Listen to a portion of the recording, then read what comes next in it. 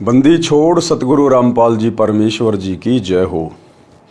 परम पिता परमात्मा सारी सृष्टि के रचनहार, कुल मालिक, असंख्य ब्रह्मांडों के स्वामी, जगत गुरु, तीनों लोकों में प्रवेश करके सबका भरण पोषण करने वाले राजाधिराज, आत्माधार, नाथों के नाथ, देवों के देव महादेव, सर्वेश्वर महेश्वर, मृत्युंजय, अजरो अमर, आदि अनादि सनातनी प्रभु, जगत पिता जगदीश्वर, श्री श्री 1008 की उपाधि के वास्तविक अधिकारी, अकाल मूरत शब्द स्वरूपी राम वासुदेव, सर्वगतम ब्रह्म, परम पूज्य, प्रथम पूज्य, परम संत, परम पुरुष, परम धनी, परम दयालु, सत्य कबीर, हक्का कबीर, अल्लाहु कबीर, अल्लाहु अकबर, बाखबर, अल्लाह ताला, जगत के तारणहार, जगत के मुक्तिदाता, जगत के जगन्नाथ, हारे के सहारे, हिंदुओं के राम, मुसलमानों के अल्लाह, सिखों के वाहेगुरु, ईसाइयों के मसीह, दया के सागर दया निधि, करुणा के सागर करुणा निधि, स्वयंभू परिभू, संकट मोचन, कष्ट हरण, मंगल करण, दुख भंजन, अविगत कबीर, निर्विकार निर्विषम परमात्मा, अलय अलेख सतगुरु, आदि अनादि सतगुरु, असली मर्यादा पुरुषोत्तम, असली राम, असली कृष्ण, असली घनश्याम, असली मुरारी, राजाओं के राजा, महाराजाओं के महाराजा, शहंशाहों के शहंशाह, सम्राटों के सम्राट, भगवानों के भगवान, अल्लाहों के अल्लाह, प्रभुओं के प्रभु, मसीहाओं के मसीह, सच्चे वाहिगुरु, बाबाओं के बाबा, पीरों के पीर, सेठों के सेठ, जगत सेठ, सावड़सा सेठ, सर्वगुण संपन्न, अनंत कोटि कलाओं के स्वामी, अनंत कोटि ब्रह्मांडों के नायक, योगियों में महायोगी, ध्यानियों में महाध्यानी, सिद्धों में परम सिद्ध, ज्ञानियों में तत्वज्ञानी, ब्रह्म ज्ञानी, महाज्ञानी, परम ज्ञानी, सर्वश्रेष्ठ ज्ञानी, विज्ञानी, युवा कबीर, समृद्ध कबीर, असंवाद, अमित ओजा, सच्चे रहनुमा, करीम अल्लाह, सुभान अल्लाह, दुनिया के अंतिम पैगंबर, 8 सितंबर 1951 से गांव धनाना, जिला सोनीपत, हरियाणा, भारतवर्ष की पावन भूमि पे प्रकट रियल कल की भगवान, श्री नारायण साकार हरि, श्री बाबा साहेब नूर अनंत परमात्मा, संत श्रोमणी सतगुरु रामपाल जी परमेश्वर जी के चरण कमल में साध संगति से जुड़े हुए देश विदेश से आप और हम सभी सत्सेवक भाई बहनों का अनंत कोटि दंडवत प्रणाम। सत्साई भाई और बहनों, दया परमपिता परमेश्वर जी की, सारी सृष्टि के सृजनहार सतगुरु रामपाल जी भगवान की, जिनके शुभ आशीर्वाद से, उन्हीं के कर कमल से लिखित पवित्र पुस्तक जीने की राह के ऊपर वीडियो बनाने की श्रृंखला जारी है। इसी श्रृंखला में आज हमारा ये 27वें नंबर का वीडियो है। प्रत्येक वीडियो में गुरुदेव भगवान के आशीर्वाद से हमें बहुत कुछ भक्ति मार्ग के विषय में जानने और समझने को मिल रहा है, जिससे हमारा विश्वास गुरुदेव के चरणों में दृढ़ होता जा रहा है। भाई और बहनों, कल जीने की राह पुस्तक के ऊपर हमारा अंतिम वीडियो होगा, क्योंकि कल परमेश्वर ने भक्ति और मर्यादाओं के विषय में हमें समझाना चाहा है। तो इस पुस्तक को पढ़ने के बाद हमें ये भी पता होना चाहिए कि सतगुरु रामपाल जी परमेश्वर जी से जुड़ने के लिए, उनकी भक्ति को सफल करने के लिए हमने किन किन मर्यादाओं का ध्यान रखना होगा। तो कल हमारा अंतिम वीडियो होगा जीने की राह पुस्तक के ऊपर भक्ति और मर्यादाओं को लेकर। तो आज गुरुदेव भगवान हमें क्या कुछ इस पवित्र पुस्तक जीने की राह में समझा रहे हैं, हमें भक्ति और साधना के विषय में अंतर बता रहे हैं। पूजा क्या है और साधना क्या है। पवित्र पुस्तक जीने की राह, पेज नंबर 241 और वीडियो नंबर 27। पूजा तथा साधना में अंतर, यानी पूजा क्या है और साधना क्या है। पूजा का मतलब होता है वो वस्तु जो हमें चाहिए, जिसके लिए हम इतना प्रयास कर रहे हैं, वो पूज्य वस्तु हमारी क्या है जिसके लिए हम भक्ति कर रहे हैं। और साधना होती है उस पूज्य वस्तु को प्राप्त करने के लिए जो मेहनत की जाती है, जो मजदूरी की जाती है, उसको कहते हैं साधना। तो परमात्मा को प्राप्त करने के लिए हम जो जो भक्ति क्रियाएं करते हैं उसको कहते हैं साधना। प्रश्न, काल ब्रह्म की पूजा करनी चाहिए या नहीं। किसी ने सवाल किया कि ये जो काल है, दुर्गा का पति, ब्रह्मा विष्णु महेश का पिता, जिसके पास 21 ब्रह्मांड हैं और ये प्रतिदिन 1 लाख मानव शरीरधारी आत्माओं का मैल निकाल के खाता है तपतशिला पे, जिसने सभी को जन्म और मृत्यु के चक्कर में डाल रखा है, तो इसकी पूजा करनी चाहिए या नहीं करनी चाहिए। काल ब्रह्म की पूजा करनी चाहिए या नहीं, गीता में प्रमाण दिखाइए। उत्तर, नहीं करनी चाहिए। पहले आप जी को पूजा तथा साधना का भेद बताते हैं कि पूजा और साधना में क्या अंतर होता है। भक्ति अर्थात पूजा, जैसे हमारे को पता है कि पृथ्वी के अंदर मीठा शीतल जल है, उसको प्राप्त कैसे किया जा सकता है? उसके लिए बोकी के द्वारा जमीन में सुराख किया जाता है, उस सुराख में लोहे की पाइप डाली जाती है, फिर हैंडपंप नल की मशीन लगाई जाती है, तब वह शीतल जीवनदाता जल प्राप्त होता है। हमारा पूज्य जल है जिसके लिए हम प्रयत्न कर रहे थे, वो क्या है? जल। तो हमारा पूज्य क्या हुआ? जल। और उस जल को प्राप्त करने के लिए प्रयोग किए उपकरण तथा प्रयत्न साधना जाने। यदि हम उपकरणों की पूजा में लगे रहे तो जल प्राप्त नहीं कर सकते। उपकरणों द्वारा पूज्य वस्तु प्राप्त की जाती है। अन्य उदाहरण, जैसे पतिव्रता स्त्री परिवार के सभी सदस्यों का सत्कार करती है, सास ससुर माता पिता के समान, नंद का बड़ी छोटी बहन के समान, जेठ देवर का बड़े छोटे भाई के समान, जेठानी देवरानी का बड़ी छोटी बहनों के समान, परंतु वह पूजा अपने पति की करती है। जब वे अलग होते हैं तो अपने हिस्से की सभी वस्तुएं उठाकर अपने पति वाले मकान में ले जाती है। अन्य उदाहरण, जैसे हमारी इच्छा आम खाने की होती है, हमारे लिए आम का फल पूज्य है, जिसको हम खाना चाहते हैं, जिसको हम प्राप्त करना चाहते हैं। उसे प्राप्त करने के लिए धन की आवश्यकता पड़ती है। धन संग्रह करने के लिए मजदूरी, नौकरी, खेती बाड़ी करनी पड़ती है, तब आम का फल प्राप्त होता है। इसलिए आम पूज्य है तथा अन्य क्रिया साधना है। साध्य वस्तु को प्राप्त करने के लिए साधना करनी पड़ती है। साधना भिन्न है, पूजा अर्थात भक्ति भिन्न है। स्पष्ट हुआ। सीधी सी बात है भाइयों और बहनों, जैसे हमने प्राप्त करना है सतलोक। हमने क्या प्राप्त करना है? सतलोक। हम किसके लिए भक्ति कर रहे हैं? सतलोक के लिए भक्ति कर रहे हैं। उसके लिए हमने किसकी भक्ति करनी पड़ेगी? सतगुरु रामपाल जी भगवान की भक्ति करनी पड़ेगी। तो सतगुरु रामपाल जी भगवान है हमारे पूज्य। हम किन की पूजा कर रहे हैं? सतगुरु रामपाल जी की। तो ये है हमारी वो पूज्य वस्तु सतगुरु रामपाल जी। अब इनको खुश करने के लिए, इनको प्राप्त करने के लिए, इनकी पूजा करने के लिए, सतलोक प्राप्त करने के लिए हम जो जो भक्ति विधि अपनाएंगे, पांचों यज्ञ करेंगे, दान धर्म करेंगे, सुमरण करेंगे, सत्संग सुनेंगे, मर्यादा निभाएंगे, ये है साधना। यानी गुरुदेव भगवान को प्राप्त करने के लिए, सतलोक को प्राप्त करने के लिए हमने जो भी मेहनत, जो भी प्रयत्न, जो भी भक्ति हमने करनी पड़ेगी, उसको कहते हैं साधना। यानी पूज्य वस्तु को प्राप्त करने के लिए जो मेहनत की जाएगी उसको कहते हैं साधना। प्रश्न चल रहा है कि क्या ब्रह्म की पूजा करनी चाहिए? ब्रह्म यानी ये दुर्गा का पति। इसको चाहे ब्रह्म कहिए, चाहे ज्योति निरंजन कहिए, चाहे इसको काल कहिए, चाहे इसको क्षर पुरुष कहिए, ये चारों नाम इसी के हैं। प्रश्न चल रहा है क्या ब्रह्म की पूजा करनी चाहिए, क्या काल की पूजा करनी चाहिए? उत्तर में कहा है कि नहीं करनी चाहिए। अब श्रीमद् भगवत गीता में प्रमाण दिखाते हैं। गीता अध्याय 7 श्लोक 12 से 15 में तो गीता ज्ञानदाता ने बता दिया है कि तीनों गुणों, रजगुण श्री ब्रह्मा जी, सतगुण श्री विष्णु जी तथा तमगुण श्री शिव जी की भक्ति व्यर्थ है, बेकार है। फिर गीता अध्याय 7 के श्लोक 16, 17, 18 में गीता ज्ञानदाता ब्रह्म ने अपनी भक्ति से होने वाली गति अर्थात मोक्ष को अनुत्तम अर्थात घटिया बताया है।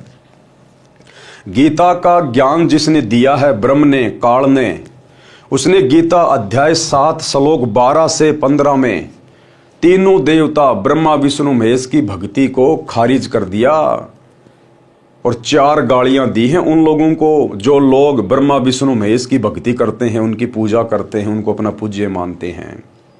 राक्षस स्वभाव को धारण किए हुए मनुष्यों में नीच दूषित कर्म करने वाले मूर्ख, ये काल कह रहा है कि मुझे भी नहीं बजते, मेरी भी पूजा नहीं करते, केवल तीनों गुणों की पूजा में लगे हुए हैं, ब्रह्मा विष्णु महेश की पूजा में। तो यहां तो काल ने अपने तीनों बेटों की पूजा को रिजेक्ट कर दिया गीता जी में, जो कि सनातनी ग्रंथ है। और फिर उसी अध्याय 7 श्लोक नंबर 18 में इस काल ने अपनी पूजा को भी अनुतमाम बता दिया। अनुतमाम यानी घटिया, क्योंकि इसकी पूजा करेंगे ओम नाम के साथ में, ओम नाम की साधना करके जाएंगे इसके ब्रह्मलोक में जहां पर ये रहता है। और फिर गीता अध्याय 8 श्लोक 16 में ये खुद ही कह रहा है कि ब्रह्मलोक पर्यंत सभी प्राणी पुनरावर्ती में हैं, यानी ब्रह्मलोक में जाने के बाद भी उन साधकों को, उन भक्तों को वापस नरक में जाना पड़ेगा, उनको 84 लाख योनियों में जाना पड़ेगा। तो अंत में ब्रह्म ने अपनी भक्ति को भी रिजेक्ट कर दिया। फिर गीता अध्याय 7 के श्लोक 16, 17, 18 में गीता ज्ञानदाता ब्रह्म ने यानी काल ने अपनी भक्ति से होने वाली गति अर्थात मोक्ष को अनुत्तम अर्थात घटिया बताया है कि मेरी भक्ति 4 प्रकार के व्यक्ति करते हैं। इस काल की भक्ति 4 प्रकार के व्यक्ति करते हैं। कौन कौन? नंबर 1 अर्थार्थी। अर्थार्थी का मतलब होता है धन लाभ के लिए वेदों अनुसार अनुष्ठान करने वाले। केवल जिनको माया चाहिए, जिनको पैसा चाहिए, जिनको धन चाहिए, उनको कहते हैं अर्थार्थी। नंबर 2 आरत यानी संकट निवारण के लिए वेदों अनुसार अनुष्ठान करने वाले, जिनके ऊपर 3 ताप के कष्ट हैं, भूत प्रेत बाधा है, शारीरिक रोग है, वो है आरत। वो केवल अपने दुखों के निवारण के लिए, संकटों के निवारण के लिए ही भक्ति करते हैं वेदों के अनुसार। नंबर 3 है जिज्ञासु। जिज्ञासु किसे कहते हैं? परमात्मा के विषय में जानने के इच्छुक। कहीं कहीं से ज्ञान इकट्ठा कर लिया, फिर खुद ही वक्ता बन गया, खुद ही फिर गुरु बन गया और अपने कर्म फोड़ लिए। और चौथा बताया है ज्ञानी, ज्ञान ग्रहण करके स्वयं वक्ता बन जाने वाले, ये जिज्ञासु। इन तीनों प्रकार के ब्रह्म पुजारियों को व्यर्थ बताया है। काल ने कहा कि ये तीनों बेकार हैं, रिजेक्टेड है, मेरे किसी काम के नहीं। चौथा है ज्ञानी। ज्ञानी किसे कहते हैं? ज्ञानी को पता चलता है कि मनुष्य जन्म दुर्लभ है, मनुष्य जीवन प्राप्त करके आत्म कल्याण कराना चाहिए। उन्हें यह भी ज्ञान हो जाता है कि अन्य देवताओं की पूजा से मोक्ष लाभ होने वाला नहीं है, क्योंकि वो ज्ञानी भगत इन वेदों को पढ़ेगा, गीता को पढ़ेगा और फिर गीता अध्याय 7 श्लोक नंबर 12 से 20 तक पढ़ेगा, तो उसे पता चलेगा कि तीनों देवता ब्रह्मा विष्णु महेश की भक्ति को भी रिजेक्ट कर दिया गया है। और इस काल ब्रह्म ने अपनी भक्ति को भी अनुत्तम बता दिया, घटिया बता दिया। फिर भला नीचे के देवी देवता, भूत प्रेत, बेताल ये हैं क्या? फिर वो ज्ञानी आत्मा जो एकमात्र ओम मंत्र है, गीता अध्याय 8 श्लोक नंबर 13 में इस ब्रह्म का, उसी को उत्तम मान के, सर्वश्रेष्ठ मान के, मोक्षदाता मान के और उसी की भक्ति में लगी रहती है। लेकिन उस ज्ञानी आत्मा को भी तत्वदर्शी संत ना मिलने के कारण वो भी अंत में फिर 84 में ही जाता है। उन्हें यह भी ज्ञान हो जाता है कि अन्य देवताओं की पूजा से मोक्ष लाभ होने वाला नहीं है, इसलिए एक परमात्मा की भक्ति अनन्य मन से करने से पूर्ण मोक्ष संभव है। उनको तत्वदर्शी संत ना मिलने से उन्होंने जैसा भी वेदों को जाना, उसी आधार से ब्रह्म को यानी इस काल को एक समर्थ प्रभु मानकर यजुर्वेद अध्याय 40 मंत्र 15 से ओम नाम लेकर भक्ति की, परंतु पूर्ण मोक्ष नहीं हुआ। ओम नाम ब्रह्म साधना का है, यानी ओम नाम इस ब्रह्म का है, इस काल का। उससे ब्रह्मलोक प्राप्त होगा, जो कि पूर्व में प्रमाणित किया जा चुका है। गीता अध्याय 8 श्लोक 16 में कहा है कि ब्रह्मलोक पर्यंत सब लोग पुनरावर्ती में हैं, अर्थात आवागमन में हैं, जन्म और मृत्यु में है। अर्थात ब्रह्मलोक में गए भगत भी पुनः लौटकर संसार में जन्म मृत्यु के चक्कर में गिरते हैं। ये है गीता जी का निष्कर्ष। इसलिए काल की साधना और ब्रह्मा विष्णु महेश की साधना नहीं करनी चाहिए, केवल एक परम अक्षर ब्रह्म की साधना करनी चाहिए। काल ब्रह्म की साधना से वह मोक्ष प्राप्त नहीं होता, जो गीता अध्याय 15 श्लोक 4 में बताया है कि तत्व ज्ञान से अज्ञान को काटकर परमेश्वर के उस परम पद की खोज करनी चाहिए, जहां जाने के पश्चात भगत फिर लौटकर संसार में कभी वापस नहीं आता। तो फिर किसकी भक्ति करनी चाहिए? वो ब्रह्म खुद ही कह रहा है, वो काल खुद ही कह रहा है। गीता अध्याय 15 श्लोक नंबर 4 में क्या कह रहा है कि भैया तत्व ज्ञान से अज्ञान को काटकर उस एक परमपिता परमेश्वर की भक्ति करनी चाहिए, जहां जाने के बाद फिर भगत संसार में लौटकर कभी जन्म और मृत्यु में नहीं आता। अब वो कैसे मिलेगा तत्वदर्शी संत, उसकी जानकारी भी इस ब्रह्म ने, इस काल ने गीता अध्याय 4 श्लोक नंबर 34 में बताई है कि तू किसी तत्व ज्ञानी संत की खोज कर। अगर तुझे वो तत्वदर्शी संत मिल जाए, तत्व ज्ञानी महात्मा मिल जाए, तो फिर उसको भली भांति प्रसन्न कर, दंडवत प्रणाम कर और उससे आगे का ज्ञान पूछ। फिर वो तुझे ज्ञान का उपदेश देगा और उससे भक्ति लेकर फिर तू अपने जन्म मरण का रोग समाप्त करवा। तो भाइयों और बहनों, आज वो तत्वज्ञानी महात्मा, वो तत्वदर्शी संत आप और हमारा सौभाग्य जो पृथ्वी पर प्रकट है सतगुरु रामपाल जी के रूप में। ये है वो परम अक्षर ब्रह्म, कबीर परमेश्वर, कबीर देव। गीता अध्याय 7 श्लोक 18 में गीता ज्ञानदाता ने कहा है कि ये ज्ञानी आत्मा जो चौथे नंबर के ब्रह्म के भगत कहे हैं, ये हैं तो उदार अर्थात नेक आत्मा है, परंतु ये तत्व ज्ञान के भाव से मेरी अनुत्तम गति में ही स्थिर रहे। तत्व ज्ञान के भाव से काल कह रहा है कि वो ज्ञानी भी मेरी घटिया साधना में लगा रहा, ओम नाम का ही जाप करता रहा और ब्रह्मलोक में पहुंच गया। अपनी भक्ति कमाई खर्च करके खा पी के फिर 84 लाख योनियों में आ गया। गीता ज्ञानदाता ने अपनी साधना से होने वाली गति को भी अनुत्तम अर्थात घटिया कहा है। अब देखो भाइयों और बहनों, गीता जी में कितना स्पष्ट लिखा हुआ है, उसके बावजूद भी हमारे आचार्य शंकराचार्य धर्मगुरु हमें गीता जी का निष्कर्ष निकाल के नहीं दे पाए। केवल तोते की तरह इसका पाठ करते रहे, हमें सुनाते रहे और दान दक्षिणा लेते रहे। अब इस परमेश्वर ने धरती पे प्रकट होकर सतगुरु रामपाल जी भगवान ने ये मूल ज्ञान, ये सार ज्ञान सर्व भगत समाज के सामने निकाल के रख दिया। तो भाइयों और बहनों, अब हमने देर नहीं करनी चाहिए, विलंब नहीं करना चाहिए, क्योंकि भक्ति का विधान हमारे शास्त्र हैं और चारों वेद और गीता जी ये सनातनी शास्त्र हैं। बाद में बने हैं बाकी धर्म तो सारे के सारे, हिंदू धर्म, मुस्लिम धर्म, सिख, ईसाई, जैन, बौद्ध, ये तो सब बाद में बने। सतयुग में, त्रेता में, द्वापर में कोई धर्म नहीं था, कोई पंथ नहीं था, केवल वेदों के अनुसार साधना होती थी। इसलिए वेद सनातनी शास्त्र है और सभी धर्मों के लोगों के लिए है, क्योंकि जिस समय ये वेद थे उस समय कोई धर्म नहीं था। ये तो आगे चलकर वर्तमान में काल ने हम सभी आत्माओं को परमात्मा से दूर करने के लिए धर्मों में डिवाइड कर दिया, जातियों में डिवाइड कर दिया, ताकि आपस में ये अपनी अपनी साधना को श्रेष्ठ मान के लड़ते झगड़ते रहें। और जब वो परम संत, तत्वदर्शी संत, वो परमात्मा जब धरती पर आकर अपना ज्ञान दे, तो उस समय कोई भी उनकी बातों को ना माने। ये काल का पूर्व नियोजित षड्यंत्र था। लेकिन सतगुरु के आगे भला काल की क्या बिसात, सतगुरु ने जो करना है वो तो करके रहेगा। तो आज सतगुरु ने कर दिखाया। अब यदि देर है तो आप और हमारे समझने की। इसलिए ब्रह्म पूजा करना भी उचित नहीं, यानी काल की पूजा करना भी उचित नहीं है, क्योंकि काल की भक्ति करके, ओम नाम की साधना करके भी हम लोग 84 लाख योनियों में ही धक्के खाते रहते हैं। कारण बताया फिर गुरुदेव भगवान ने कि इस ब्रह्म की, ओम नाम की साधना भी क्यों नहीं करनी चाहिए, सर्वश्रेष्ठ क्यों नहीं है। एक चुणक नाम का ज्ञानी ऋषि आत्मा था। उसने ओम नाम का जाप तथा हठयोग हजारों वर्ष किया, जिससे उसमें सिद्धियां आ गई।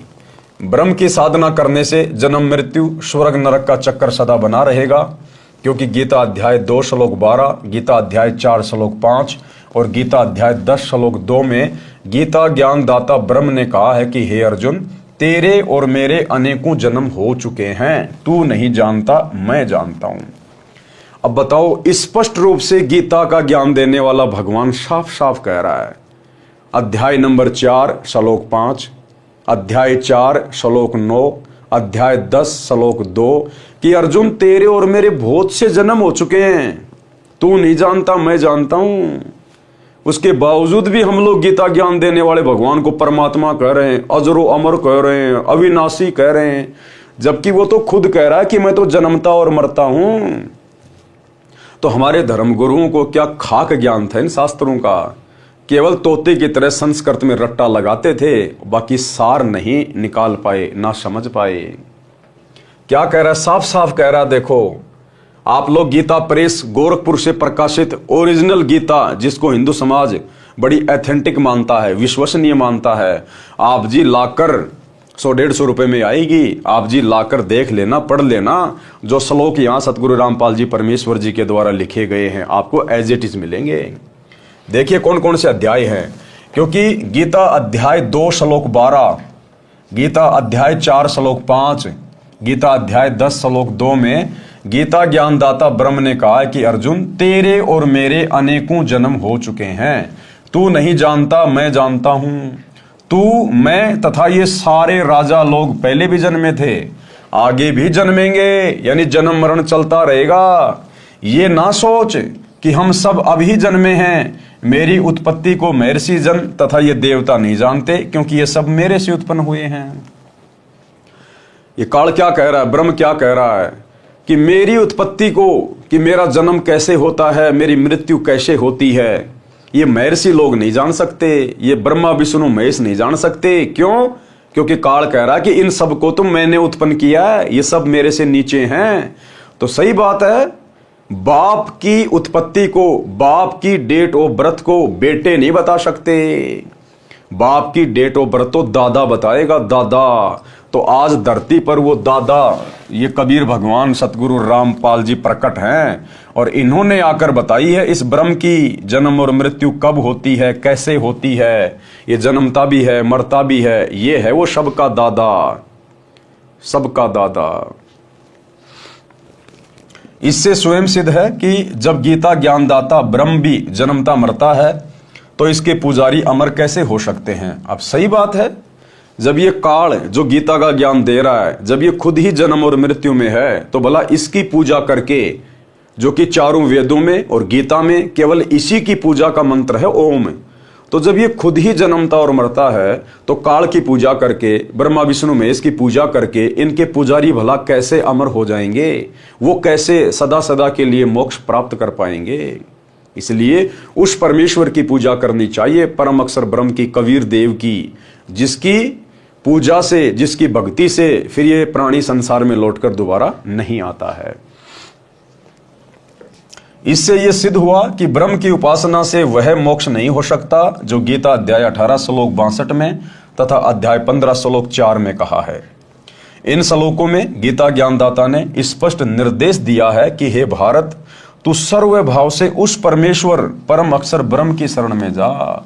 देखो, ये गीता का ज्ञान देने वाला, वेदों का ज्ञान देने वाला ब्रह्म, ये काल बिल्कुल साफ साफ अर्जुन को कह रहा है, यानी अपनी भक्ति करने के लिए भी मना कर रहा है अर्जुन को।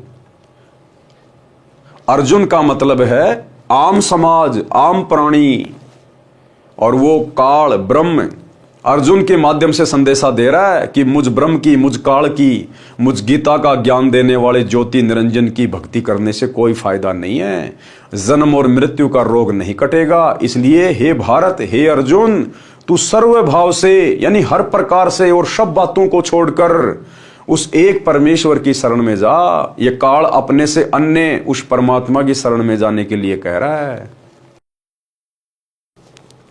हे भारत, तू सर्व भाव से उस परमेश्वर यानी परम अक्षर ब्रह्म की शरण में जा। उस परमेश्वर की कृपा से ही तू परम शांति को तथा सनातन परम धाम अर्थात सतलोक को प्राप्त होगा। यानी परम शांति, जहां जाने के बाद कोई दुख नहीं, कोई कष्ट नहीं, कोई बुढ़ापा नहीं, कोई मौत नहीं। कहते हैं वो परम शांति तो तुझे उस तत्वदर्शी संत की शरण में जाने के बाद, उसके द्वारा बताई गई साधना को सफल करने के बाद ही प्राप्त होगा, जब तू सतलोक में चला जाएगा। उस परमेश्वर की कृपा से ही तू परम शांति को तथा सनातन परम धाम अर्थात सतलोक को प्राप्त होगा। तत्व ज्ञान समझकर उसके पश्चात परमात्मा के उस परम पद की खोज करनी चाहिए, अर्थात सतलोक के लिए फिर दृढ़ होकर भक्ति करनी चाहिए। जहां जाने के पश्चात भगत फिर लौटकर संसार में कभी नहीं आते। इस काल के 21 ब्रह्मांड वाले संसार में फिर वो व्यक्ति कभी नहीं आता। विचार करें कि गीता ज्ञानदाता तो स्वयं जन्मता मरता है, इसलिए ब्रह्म यानी काल की पूजा से होने वाली गति अनुत्तम कही है। गीता अध्याय 7 श्लोक 18 में इसने अपनी भक्ति को भी अनुत्तम कहा, घटिया कहा है। अब चुनक ऋषि का प्रसंग आगे सुनाते हैं। चुनक ऋषि ने ओम नाम का जाप तथा हठ योग किया। वेदों ऋग्वेद, यजुर्वेद, सामवेद, अथर्ववेद में बताई भक्ति से परमात्मा प्राप्ति नहीं होती। इन चारों वेदों में उस पूर्ण परमात्मा की जानकारी जरूर है, लेकिन उसकी प्राप्ति का मार्ग नहीं है, मंत्र नहीं है, वो काल ने छुपा दिए। और इस काल ने अपना खुद का मंत्र ठोक दिया, केवल एक ओम नाम का मंत्र, और जानकारी उस परमात्मा की दी हुई है। इसलिए इन चुनक ऋषि जैसी आत्माओं ने वेदों को पढ़ा, और जैसा इनको ज्ञान था उस आधार से इन्होंने इस काल को, इस ब्रह्म को ही इन्होंने परमात्मा मान लिया, और उस ओम मंत्र को निकाल लिया कि भाई यही ओम मंत्र है उस परमात्मा की प्राप्ति का, और उसी को फाइनल भक्ति मान के दिन रात एक कर दी। वेदों ऋग्वेद, यजुर्वेद, सामवेद, अथर्ववेद में बताई भक्ति से परमात्मा की प्राप्ति नहीं होती है। इसका प्रमाण गीता अध्याय 11 श्लोक 47 व 48 में है। गीता ज्ञान दाता ब्रह्म ने यानी काल ने बताया कि हे अर्जुन, मुझ काल ब्रह्म का यह विराट रूप है, मेरे इस रूप के दर्शन तेरे अतिरिक्त पहले किसी को नहीं हुए। मैंने तेरे ऊपर अनुग्रह करके ये रूप दिखाया है। मेरे इस रूप के दर्शन अर्थात ब्रह्म प्राप्ति न तो वेदों में वर्णित विधि से अर्थात ओम नाम के जाप से, ना तप से, ना हवन आदि आदि यज्ञों से होते हैं, अर्थात वेदों में वर्णित विधि से ब्रह्म प्राप्ति नहीं होती।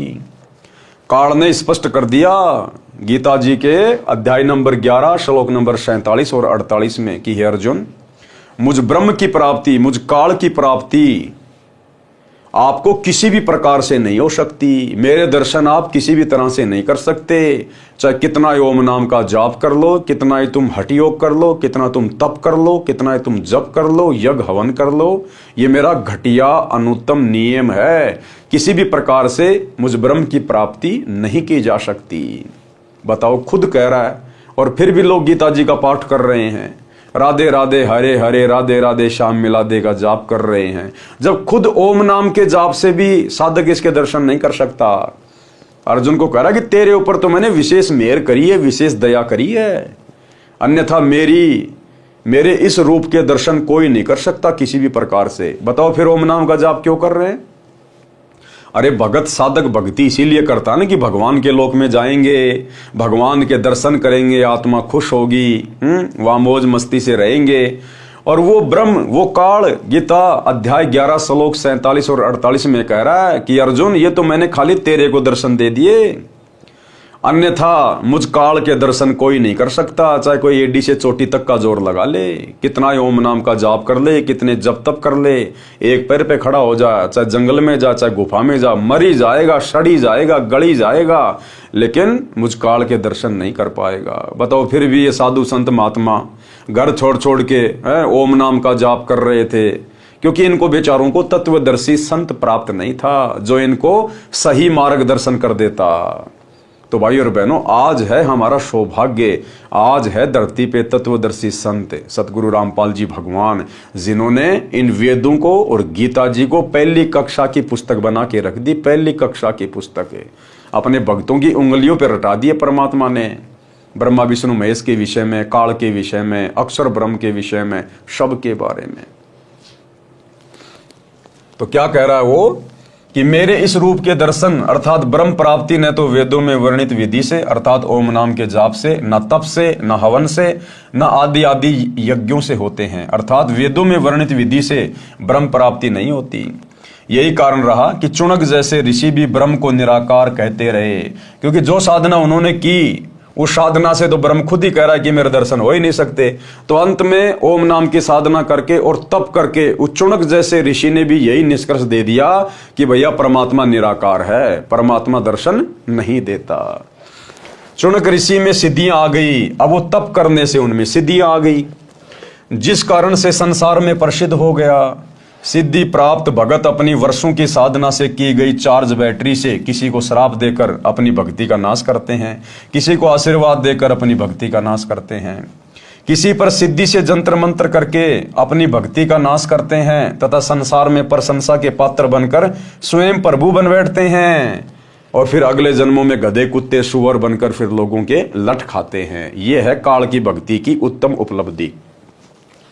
फिर आगे परमात्मा ने बताया कि एक मानदाता चक्रवर्ती राजा था, उसका पूरी पृथ्वी पर राज्य था। उसने अपने राज्य में यह जांचना चाहा कि क्या पृथ्वी के अन्य राजा जो मेरे अधीन हैं, क्या उनमें से कोई स्वतंत्र होना चाहता है। इसलिए राजा ने अपने निजी घोड़े के गले में एक पत्र लिखकर बांध दिया कि जिस किसी राजा को मानधाता राजा की पराधीनता स्वीकार ना हो, वो इस घोड़े को पकड़ ले। यानी अश्वमेघ यज्ञ किया। पूरी पृथ्वी पर उस राजा मानधाता का शासन था और उसने ये चेक करना चाहा कि कहीं कोई राजा मेरी अधीनता स्वीकार तो नहीं करना चाहता, कहीं खुद तो स्वतंत्र होकर राज्य नहीं करना चाहता। तो इस बात की जांच करने के लिए और अपनी दादागिरी को कायम रखने के लिए यह अहंकार होता है, क्योंकि राजा अहंकार में सड़ रहा होता है। क्योंकि राजा ने भी पिछले जन्म में खूब तप किया होता है, उस तप के बदले वो राजा बन जाता है। तप से राज, वो राजा बन गया। और राज मदमानम, राजा बन के मान बड़ाई अहंकार में फूल जाता है, निरे पाप कमाता है। तो तप से राज और राज मदमानम और जन्म तीसरे शुक्र समानम। फिर वो राजा राज भोगने के बाद नरक में जाएगा, उसके बाद गधा, कुत्ता और शुअर बनेगा। ये है काल की ओम नाम की साधना की उपलब्धि। वह इस घोड़े को पकड़ ले और युद्ध के लिए तैयार हो जाए। राजा के पास बेहतर अक्षौणी सेना है। उस घोड़े के साथ सैकड़ों सैनिक भी चले। सारी पृथ्वी पर चक्कर लगाया, किसी राजा ने उस घोड़े को नहीं पकड़ा, क्योंकि बेहतर अक्षौणी सेना, 1.5-2 करोड़ की सेना उस राजा के पास। तो किसी ने भी घोड़े को नहीं पकड़ा कि भैया मरना थोड़ी है, टाइम पास करना है। हाँ जी ठीक, हम तो राजा मानधाता के नीचे रह के अपना राज्य कर रहे हैं। किसी राजा ने उस घोड़े को नहीं पकड़ा। इससे स्पष्ट हो गया कि पूरी पृथ्वी के छोटे राजा अपने चक्रवर्ती शासक मानधाता के अधीन हैं। सभी सैनिक जो घोड़े के साथ थे खुशी से वापस आ रहे थे। रास्ते में ऋषि चुनक की कुटिया थी। अब वो चुनक ऋषि जहां अपनी साधना कर रहा था, ओम नाम का जाप और तप कर रहा था, तो तप करने से उसमें सिद्धियां आ गई। काफी हजारों वर्षों से बैठा हुआ था। सतयुग में, त्रेता में लाखों साल की उम्र हुआ करती थी। तो तप करने से उसमें सिद्धियां आ गई थी, एटम बम बन गया था। चुनक ऋषि ने सैनिकों से पूछा जो घोड़ों पर सवार थे कि हे सैनिकों, कहां गए थे? इस घोड़े का सवार कहां गया? सैनिकों ने ऋषि जी को सारी बात बताई। ऋषि ने कहा, क्या किसी ने राजा मानधाता का युद्ध नहीं स्वीकार किया? सैनिक बोले कि है किसी की बाजुओं में दम, पिलाया है किसी की माता ने दूध जो हमारे राजा के साथ युद्ध कर ले।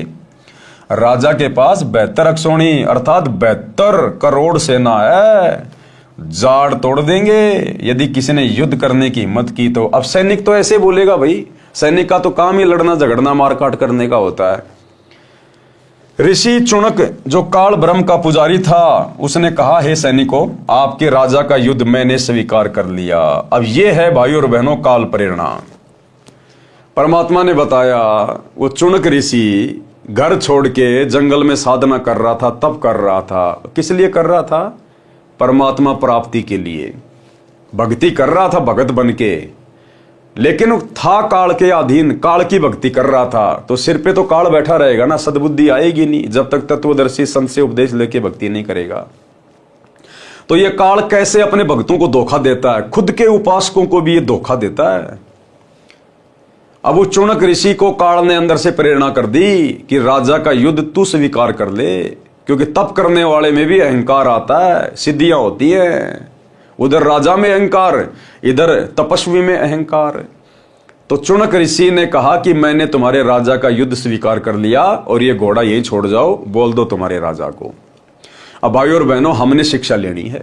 हमने परमात्मा ने एक सत्संग में बताया कि वो चुनक ऋषि परमात्मा प्राप्ति के लिए निकला था। उस नालायक को अपनी भक्ति करनी चाहिए थी, जैसी भी वो कर रहा था। राजा लोग अपना काम कर रहे थे, भगत ने अपना काम करना चाहिए था। क्यों बीच में टांग फंसाई उसने?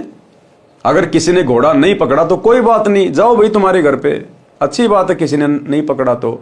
लेकिन जबरदस्ती चुनक ऋषि ने फटे में टांग अड़ा दी और घोड़ा पकड़ लिया। और घोड़ा पकड़ने के बाद उसके पास तो सिद्धियां थी और राजा की 72 करोड़ सेना का सत्यानाश कर दिया 4 एटम बम बना के। अब बताओ, जितने उसने वो सैनिक मारे हैं अपनी सिद्धि से, 72 करोड़।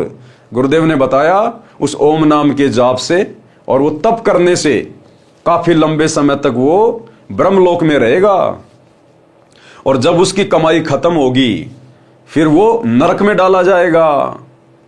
नरक में कष्ट भोग के फिर 84 लाख योनियों में डाला जाएगा। फिर जब उसका कुत्ता बनने का नंबर आएगा, चौनक ऋषि का, उस ब्रह्म पुजारी का, जब उसका कुत्ता बनने का नंबर आएगा, उस समय उसके सिर में कीड़े पड़ेंगे, कीड़े, क्योंकि उसने 72 करोड़ सेना अपनी सिद्धि से मारी थी। अब भाई हत्या चाहे अपनी सिद्धि से कर दो, चाहे हथियार से कर दो, कैसे भी कर दो, वो लिखे जाते हैं। तो जब वो चौनक ऋषि अपनी ओम नाम की कमाई और तप की कमाई भोग के जब नीचे आएगा, कुत्ता बनेगा, वो 72 करोड़ सैनिक कीड़े बनके, 72 करोड़ सैनिक बनेंगे कीड़े, और उधर चौनक ऋषि बनेगा कुत्ता, और वो 72 करोड़ सैनिक अपना बदला लेंगे, अपनी मौत का बदला, उसके सर में कीड़े पड़ेंगे। ऐसी दुर्गति होगी उसकी, चौनक ऋषि की, काल के पुजारी की। इसलिए परमात्मा मना करते हैं कि इस ब्रह्म की साधना भी घटिया है, अनुत्तम है। ये खुद अध्याय 7 श्लोक 18 और 19 में कह रहा है कि मेरी साधना भी अनुत्तम है, घटिया है, मोक्षदायक नहीं है, जन्म मरण का चक्कर चलता ही रहेगा। तो हम भक्तों ने चौनक ऋषि के इस प्रकरण से शिक्षा लेनी है कि भैया राजा लोग अपनी राजनीति करो। नरेंद्र मोदी है कहीं अपनी रैली कर रहा है, राहुल गांधी कहीं अपनी रैली कर रहा है, कोई भी राजनीतिक पार्टी कोई भी अपना प्रोपेगेंडा चला रही है। हम भक्तों ने उनकी रैलियों में धक्के नहीं खाने चाहिए। हम भक्तों ने पार्टी विशेष को देख के वोटबाजी नहीं करनी चाहिए, किसी राजनेता का समर्थन नहीं करना चाहिए। हम भगत हैं, अपने आत्म कल्याण के लिए भक्ति कर रहे हैं, बकवाद करने के लिए नहीं कर रहे। लेकिन वर्तमान में जिस प्रकार इस परीक्षा के समय में 2014 बरवाला कांड के बाद गुरुदेव के परिवार ने उसी काल की शैतान की प्रेरणा से जो भगत समाज की मर्यादाएं तुड़वा दी है, राजनेताओं की रैलियों में भेज भेज के, आरक्षणों में बैठा के, गुंडों की सीबीआई जांच करवा के, तरह तरह से कुकर्म करवा के, भक्तों के ज्योति पाठ और दान का पैसा चंदे के रूप में आरक्षणों में दे के, जाटों की धर्मशाला बनवा के करोड़ों रुपये में, उसी काल की शैतान की प्रेरणा से, ब्रह्म की प्रेरणा से, और भक्तों की मर्यादा तुड़वा दी। फिर हमने क्या शिक्षा ली गुरुदेव के सत्संगों से? इस चौनक ऋषि की कथा से हमें यही तो शिक्षा मिलती है कि उस नालायक ने भक्ति करनी थी, क्यों फालतू में उसका घोड़ा पकड़ा, क्यों राजाओं के बीच में टांग फंसाई, और अंत में अपनी सारी भक्ति कमाई नष्ट करके चला गया। क्या कह रहे हैं गुरुदेव? उन सैनिकों ने क्या कहा कि जाड़ तोड़ देंगे यदि किसी ने युद्ध करने की हिम्मत की तो। ऋषि चौनक जो काल ब्रह्म का पुजारी था, उसने कहा कि ये सैनिकों, आपके राजा का युद्ध मैंने स्वीकार कर लिया, ये घोड़ा बांध दो मेरी कुटिया वाले पेड़ से। सैनिक बोले कि हे कंगले, तेरे पास दाने तो खाने को नहीं है, क्या युद्ध करेगा तू? राजा मानधाता के साथ अपनी भक्ति कर ले। वो सैनिक क्या कह रहे हैं कि चुपचाप अपनी भक्ति कर ले। अरे हम भी तो यही कह रहे हैं इन सतलोक आश्रम वालों से कि भैया चुपचाप अपनी भक्ति कर लो, ये पाखंड करना छोड़ दो, ये राजनेताओं के पीछे दौड़ना छोड़ दो, चुपचाप अपनी भक्ति कर लो। तो वो सैनिक बेचारे फिर भी उसको समझा रहे हैं कि भगत जी तेरी भक्ति कर ले, तू फालतू में राजाओं के बीच में टांग मत फंसा। लेकिन अहंकार, अपनी भक्ति कर ले, क्यों शात बोल दे रही है तेरी, यानी क्यों तेरे सिर के ऊपर तेरी मौत मंडरा रही है, अर्थात तेरी क्यों शामत आई है। ऋषि ने कहा जो होगा सो देखा जाएगा, जाओ कह दो तुम्हारे राजा को कि तुम्हारा युद्ध चौनक ऋषि ने स्वीकार कर लिया है। राजा को पता चला तो सोचा कि आज एक कंगाल सिरफिरे ऋषि की हिम्मत हुई है, कल कोई दूसरा हिम्मत करेगा। बुराई को प्रारंभ में ही समाप्त कर देना चाहिए। जनता को भयभीत करने के लिए, एक व्यक्ति को मारने के लिए, यानी चौनक ऋषि को मारने के लिए राजा मानधाता ने 72 करोड़ सेना की 4 टुकड़ियां बनाई। एक टुकड़ी 18 करोड़ सैनिक पहले भेजे ऋषि से युद्ध करने के लिए। काल ब्रह्म के पुजारी चौनक ऋषि ने सिद्धि शक्ति से 4 पुतलियां बनाई, जैसे आजकल वैज्ञानिकों ने परमाणु बम बना लिए, एटम बम बना लिए। काल ब्रह्म के पुजारी चौनक ऋषि ने सिद्धि शक्ति से 4 पुतलियां बनाई, अर्थात 4 परमाणु बम तैयार किए। एक पुतली छोड़ी, उसने 18 करोड़ सेना को काट डाला। राजा ने दूसरी टुकड़ी भेजी, ऋषि ने दूसरी पुतली छोड़ी। इस प्रकार राजा मानधाता की 72 अक्षोणी यानी 72 करोड़ सेना का नाश काल ब्रह्म के पुजारी चुनक ने कर दिया। अब गुरुदेव कह रहे विचार करो, ऋषि महर्षियों को राजाओं के बीच में टांग नहीं अड़ानी चाहिए। क्या कह रहे हैं गुरुदेव कि ऋषि महर्षियों को, यानी आज से पहले द्वापर, त्रेता और सतयुग में जो भक्ति करते थे उनको ऋषि महर्षि कहा करते थे। अब कलयुग में उनको भगत कहने लग गए, जैसे आप और हम वर्तमान में भगत कहे जाते हैं। पहले भक्तों को ऋषि महर्षि कहा जाता था। तो क्या कह रहे हैं गुरुदेव कि भक्तों को राजाओं के बीच में टांग नहीं अड़ानी चाहिए। बताओ फिर, क्या वही परमात्मा, वही सतगुरु जो हमें इतनी अच्छी शिक्षा दे रहा है, क्या आज हिसार जेल में जाने के बाद क्या नरेंद्र मोदी की रैलियों में अपने भक्तों को भेजेगा? क्या बीजेपी को वोट डलवाएगा? क्या कभी कांग्रेस को वोट डलवाएगा? जो परमात्मा खुद हमें इन राजाओं से दूर रहने की सलाह दे रहे हैं, दुनिया को सलाह दे रहे हैं। विचार करें, ऋषि महर्षियों को यानी भक्तों को, संतों को राजाओं के बीच में टांग नहीं अड़ानी चाहिए। कारण यह है कि ऋषि जनों ने यानी भक्तों ने हजारों वर्ष ओम नाम का जाप किया परमात्मा प्राप्ति के लिए। परमात्मा मिला नहीं, क्योंकि गीता अध्याय 11 श्लोक 47-48 में लिखा है कि वेदों में यानी चारों वेदों ऋग्वेद, यजुर्वेद, सामवेद तथा अथर्ववेद में वर्णित भक्ति विधि से ब्रह्म यानी काल प्राप्ति नहीं है। इसलिए इससे ऋषियों में सिद्धियां प्रकट हो जाती हैं। अज्ञानता के कारण उसी भूल भुलैया को ये भक्ति की उपलब्धि मान बैठे, जिस कारण से भक्ति करके भी उस पद को नहीं प्राप्त कर सके।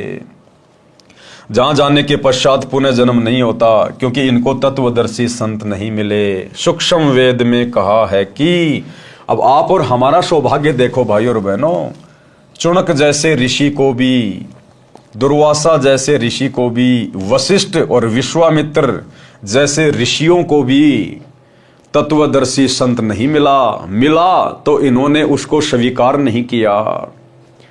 और आज आप और हमें देखो, इस घोर कलयुग में परमात्मा तत्वदर्शी संत के रूप में आकर मिल चुके हैं और हमें पूरा इतिहास बता दिया कि भक्तों ने क्या क्या गलतियां की आज से पहले, और तुम लोगों ने किस प्रकार सावधानी बरत के अपनी भक्ति को सफल करना है। कबीर, गुरु बिन काहू न पाया ज्ञाना, जो थोथा भू छड़े मूड किसाना। यानी बिना सतगुरु के आज तक किसी ने भी ज्ञान प्राप्त नहीं किया। सच्चा ज्ञान प्राप्त नहीं हुआ, मोक्ष वाला ज्ञान प्राप्त नहीं हुआ। गुरु बिन काहू न पाया ज्ञाना, जो थोथा भूस छिड़े मूड किसाना।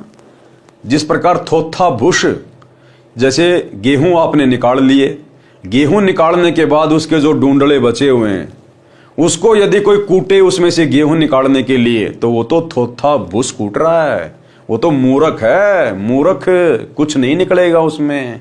तो बिना सतगुरु के आप चाहे तप कर लो, चाहे जप कर लो, चाहे वेद पढ़ लो, चाहे गीता पढ़ लो, आप तो थोथा भूस छिड़ रहे हो, डूंडले पीट रहे हो, डूंडले, उनमें से अनाज नहीं निकलेगा। गुरु बिन काहू न पाया ज्ञाना, जो थोथा भूस छिड़े मूड किसाना। और गुरु बिन वेद पढ़े जो प्राणी, समझे न सार रहे अज्ञानी। अब इनको गुरु तो बहुत मिले लेकिन सच्चा गुरु नहीं मिला। यहां पर सच्चे गुरु की बात हो रही है कि गुरु बिन वेद पढ़े जो प्राणी, समझे न सार रहे अज्ञानी। आपको लाखों गुरु मिलेंगे जो चारों वेदों को याद करके श्लोक संस्कृत में बोल बोल के सुना रहे हैं, दुनिया को ज्ञान दे रहे हैं, लेकिन वो सच्चे गुरु नहीं है। वो केवल तोते की तरह उन्होंने कंठस्थ याद कर रखा उन श्लोकों को, संस्कृत में घोट लिया, लेकिन वो वेद कह क्या रहे हैं, वो दोहे, वो श्लोक कह क्या रहे हैं, सार क्या है, निष्कर्ष क्या है, वो नहीं समझ पाए। इसलिए गुरु पद पर होने के बावजूद भी उनको हम गुरु नहीं कह सकते। गुरु वो है जो शास्त्रों का निष्कर्ष निकाल के दे दे। गरीब 72 अक्षौणी खा गया, यानी 72 करोड़ सेना राजा मानधाता की खा गया। वो कौन? चुनक ऋषिश्वर, एक ऋषि और ऋषिश्वर यानी ऋषियों में सर्वश्रेष्ठ कहा जाता था वो चुनक। अब बताओ, उनके ये काम है, उनके बिना सतगुरु के, बिना तत्व ज्ञान के, उन ऋषियों में सर्वश्रेष्ठ ऋषिवर ने भी अपनी दुर्गति करवाई और 72 अक्षौणी सेना खा गया, यानी मार डाली। गरीब 72 अक्षुणी खा गया, चुनक ऋषिश्वर एक, दे धारे जोरा फिरे, सभी काल की भेक। ये तो जीती जागती मौत फिर रही है साधु संतों के रूप में। अब बताओ, भगत तो भाई साहब चींटी भी नहीं मार सकता, चींटी भी। अगर कभी ऐसी नौबत आ गई भगत के सामने, भगत तो अपनी तरफ से चींटी को भी नहीं मार सकता, चींटी को भी। और ये 72 करोड़ सेना को खा गया, अपनी सिद्धि शक्ति से मार दिया इसने। तो ये काहे के भगत थे ये। लेकिन आज से पहले तत्व ज्ञान के अभाव में हम केवल ऐसे रिद्धि सिद्धि वाले साधकों को, ऋषि मुनियों को ही बहुत बड़े भगत मानते थे। ये तो भक्ति के आसपास भी नहीं थे, आसपास भी। भावार्थ, तत्वदर्शी संत गुरु न मिलने के कारण जो साधना भगत करते हैं वह शास्त्र विधि त्याग कर मनमाना आचरण होता है। अब वो चुनक ऋषि मनमाना आचरण कर रहा था, मनमाना आचरण, जिससे कोई लाभ साधक को नहीं होता। क्योंकि वेदों में तो साफ साफ लिखा हुआ है कि उस तत्वदर्शी संत की खोज कर, उसके बताए अनुसार भक्ति कर, तब तुझे परमात्म ज्ञान होगा, तुझे वो परम धाम मिलेगा। अब इनको तत्वदर्शी संत मिला नहीं, ये तो खुद ही तत्वदर्शी संत बन बैठे अपने आप में। और तप करने से फिर इनमें सिद्धियां आ गई, ओम नाम का जाप करने से ब्रह्मलोक में चले जाते हैं, फिर नीचे गधे कुत्ते सुअर बनते हैं। गीता अध्याय 16 श्लोक 23-24 में प्रमाण है कि हे भारत, जो भगत शास्त्र विधि को त्याग कर मनमाना आचरण करता है उसको न तो सुख होता है, न सिद्धि प्राप्त होती है, और न ही उसकी गति अर्थात मोक्ष होता है। इसलिए तेरे लिए शास्त्र ही प्रमाण है कि कौन सी साधना करनी चाहिए और कौन सी नहीं करनी चाहिए। अब शास्त्रों का ज्ञान कहां से मिले, शास्त्रों का ज्ञान कौन बताए? ये शास्त्रों का ज्ञान तो केवल परमात्मा ही आके बताता है। तो आज से पहले उन आत्माओं का दुर्भाग्य, उनका बैड लक, उनको तत्वदर्शी संत नहीं मिला। लेकिन आज आप और हमारा गुड लक, आप और हमारा सौभाग्य कि तत्वदर्शी संत हमें सहज में उपलब्ध है। गुरु बिना अर्थात तत्वदर्शी संत के बिना चाहे वेदों को पढ़ते रहो, चाहे उनको कंठस्थ भी कर लो। जैसे पहले के ब्राह्मण वेदों के मंत्रों को याद कर लेते थे, जो चारों वेदों के मंत्र याद कर लेता था वह चतुर्वेदी कहलाता था। जो 3 वेदों के मंत्रों को याद कर लेता था वह त्रिवेदी कहलाता था। परंतु उनको वेदों के गूढ़ रहस्यों का ज्ञान न होने के कारण वे ऋषिजन वेदों को पढ़कर घोटकर भी अज्ञानी रहे। सूक्ष्म वेद में कहा है कि पीठ मनुखा दाख लदी है, ऊंट खात बबूल। यानी बिना ज्ञान के, बिना अकल के ऊंट की पीठ के ऊपर तो काजू और किशमिश रखे हुए हैं और खुद वो बबूल खा रहा है, कंटीली झाड़ियां खा रहा है, बिना ज्ञान के, बिना अकल के। तो इन साधु संत महात्माओं को, इन चुनक जैसे ऋषियों को तत्वदर्शी संत नाम मिलने के कारण जिन वेदों में परमात्मा की जानकारी है, परमात्मा की प्राप्ति की विधि बताई हुई, वो कैसे मिलेगा? लेकिन ये उस परमात्मा वाली विधि की तरफ तो बढ़े नहीं, और काल ने इनको अपनी साधना में लगा के रखा। बिना अकल के ऊंट उभाना। ऊंट होता है वो पैरों में चप्पल पहन के नहीं चलता, क्यों? उसको अकल नहीं है। बिना अकल के ऊंट उभाना। तो ये बिना अकल के थे ये जितने भी साधु संत महात्मा आज से पहले हम जिनके नाम सुना करते थे। पीठ मनुखा दाग लदी है, ऊंट खात बबूल। भावार्थ है कि पहले के समय में रेगिस्तान में ऊंटों पर मुनक्खा दाग लाद कर ले जाते थे। ऊंट पीठ पर तो इतनी स्वादिष्ट मनुखा दाग लादे हुए होता था, और स्वयं बबूल यानी कीकर पेड़ के कांटों में मुख मार मार कर बबूल के पत्ते खा रहा होता था।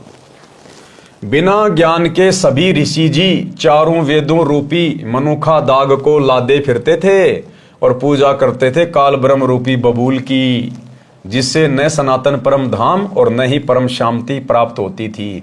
फिर सूक्ष्म वेद में कहा है, सूक्ष्म वेद क्या है? 5वां वेद कबीर सागर, ये सूक्ष्म वेद है। आदरणीय गरीबदास जी का सदग्रंथ साहिब, ये सूक्ष्म वेद है। ये चारों वेदों का बाप है ये सूक्ष्म वेद। बंजारे के बैल ज्यों फिरिया देश विदेश, और खांड छोड़ भुषखात है बिन सतगुरु उपदेश। भावार्थ है कि पहले के समय में बैलों के ऊपर गधे की तरह थैला यानी बोरा रखकर उसमें खांड भरकर बंजारे अर्थात व्यापारी लोग एक स्थान से दूसरे स्थान पर लाते ले जाते थे। बैल की पीठ पर बोरे में खांड है और स्वयं भूष खाया करता था। इसी प्रकार गुरु द्वारा तत्व ज्ञान न मिलने के कारण ऋषिजन वेदों रूपी खांड यानी चीनी को तो कंठस्थ करके रखते थे, उनको ठीक से न समझकर साधना वेद विरुद्ध करते थे। उदाहरण के लिए श्री देवी पुराण सचित्र मोटा टाइप केवल हिंदी गीता प्रेस गोरखपुर से प्रकाशित इसके 5वें स्कंद प्रश्न नंबर 414 पर लिखा है, वेद व्यास जी ने कहा कि सतयुग के ब्राह्मण वेद के पूर्ण विद्वान थे। वे देवी अर्थात श्री दुर्गा जी की पूजा करते थे। प्रत्येक गांव में श्री देवी का मंदिर बनवाने की उनकी प्रबल इच्छा थी। पाठक जन विचार करें, चारों वेदों में तथा इन्हीं वेदों के सारांश श्रीमद् भगवत गीता में कहीं पर भी देवी दुर्गा की पूजा करने का निर्देश नहीं है। तो सतयुग के ब्राह्मण क्या खाक विद्वान थे वेदों के। इसी श्री देवी पुराण के 7वें स्कंद में पेज नंबर 562-563 पर श्री देवी जी ने राजा हिमालय से कहा था कि तू मेरी पूजा भी त्याग दे, क्योंकि राजा हिमालय जो था वो देवी दुर्गा का भगत था और उसने कहा कि माई मेरे पास और तो सब कुछ है, मेरे को मोक्ष चाहिए। तो देवी दुर्गा ने तो यहां तक कहा उसको राजा हिमालय को कि भैया तू मेरी भक्ति भी छोड़ दे और केवल एक ओम नाम का जाप कर, उस ब्रह्म की पूजा कर, तू ब्रह्मलोक को प्राप्त हो जाएगा। हैं? और महर्षि वेदव्यास जी लिख रहे हैं कि सतयुग के ब्राह्मण वेदों के पूर्ण जानकार थे, पूर्ण ज्ञाता थे और देवी दुर्गा की पूजा करते थे। बताओ, देवी दुर्गा तो खुद अपनी पूजा के लिए मना कर रही है अपने भगत को, राजा हिमालय को, कि तू मेरी भक्ति भी छोड़ दे, तू केवल एक ओम नाम का जाप कर, ब्रह्म का जाप कर। बताओ, फिर खाक वेदों के विद्वान थे सतयुग के ब्राह्मण। यदि ब्रह्म प्राप्ति करना चाहता है और सब बातों को त्याग कर केवल ओम नाम का जाप कर, यह ब्रह्म का मंत्र है, इससे ब्रह्म को प्राप्त हो जाएगा। वह ब्रह्मलोक रूपी दिव्य आकाश में रहता है। पाठक जन आसानी से समझेंगे कि जब सतयुग के ब्राह्मणों का यह ज्ञान तथा साधना थी तो वर्तमान के ब्राह्मणों को क्या ज्ञान होगा। जब सतयुग के ब्राह्मणों को भी वेदों का ज्ञान नहीं था, वो भी दुर्गा की पूजा किया और करवाया करते थे। तो बताओ, फिर वर्तमान के जो पेट भर ब्राह्मण हैं, ब्राह्मण यानी विद्वान लोग, ये गुरुजन जो लाखों लोगों की भीड़ इकट्ठा करके उनका मार्गदर्शन करते हैं, उनको कहा है ब्राह्मण। ब्राह्मण किसी जाति से मतलब नहीं है। यहां ब्राह्मण सोई जो ब्रह्म पहचाने, जो गुरु पद पे होता है, उसको कहते हैं ब्राह्मण। तो ये कलयुग के ब्राह्मण, अब ये धीरेन्द्र शास्त्री ये ब्राह्मण है अपने आप में, ये अनिरुद्धाचार्य, ये प्रेमानंद जी, ये रितेश्वर महाराज, ये दुनिया भर के साधु संत, दंदन सतगुरु वाले, तुलसीदास जी, ये निरंकारी पंथ वाले, ये सारे के सारे एक प्रकार से ब्राह्मण है ये, क्योंकि आध्यात्मिक क्षेत्र में ये बहुत सारे लोगों की भीड़ इकट्ठी करके गुरु पद पे बैठे हैं।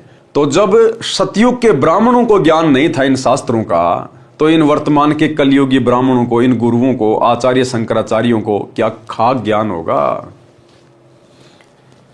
पाठक जन आसानी से समझेंगे कि जब सतयुग के ब्राह्मणों का यह ज्ञान तथा साधना थी तो वर्तमान के ब्राह्मणों का क्या होगा। इसी श्री देवी पुराण के 5वें स्कंद में पेज नंबर 414 पर यह भी लिखा है कि सतयुग में जो राक्षस समझे जाते थे वे कलयुग में ब्राह्मण माने जाते हैं। यानी वर्तमान कलयुग के ब्राह्मण तो ऐसे हैं जैसे सतयुग में राक्षस हुआ करते थे।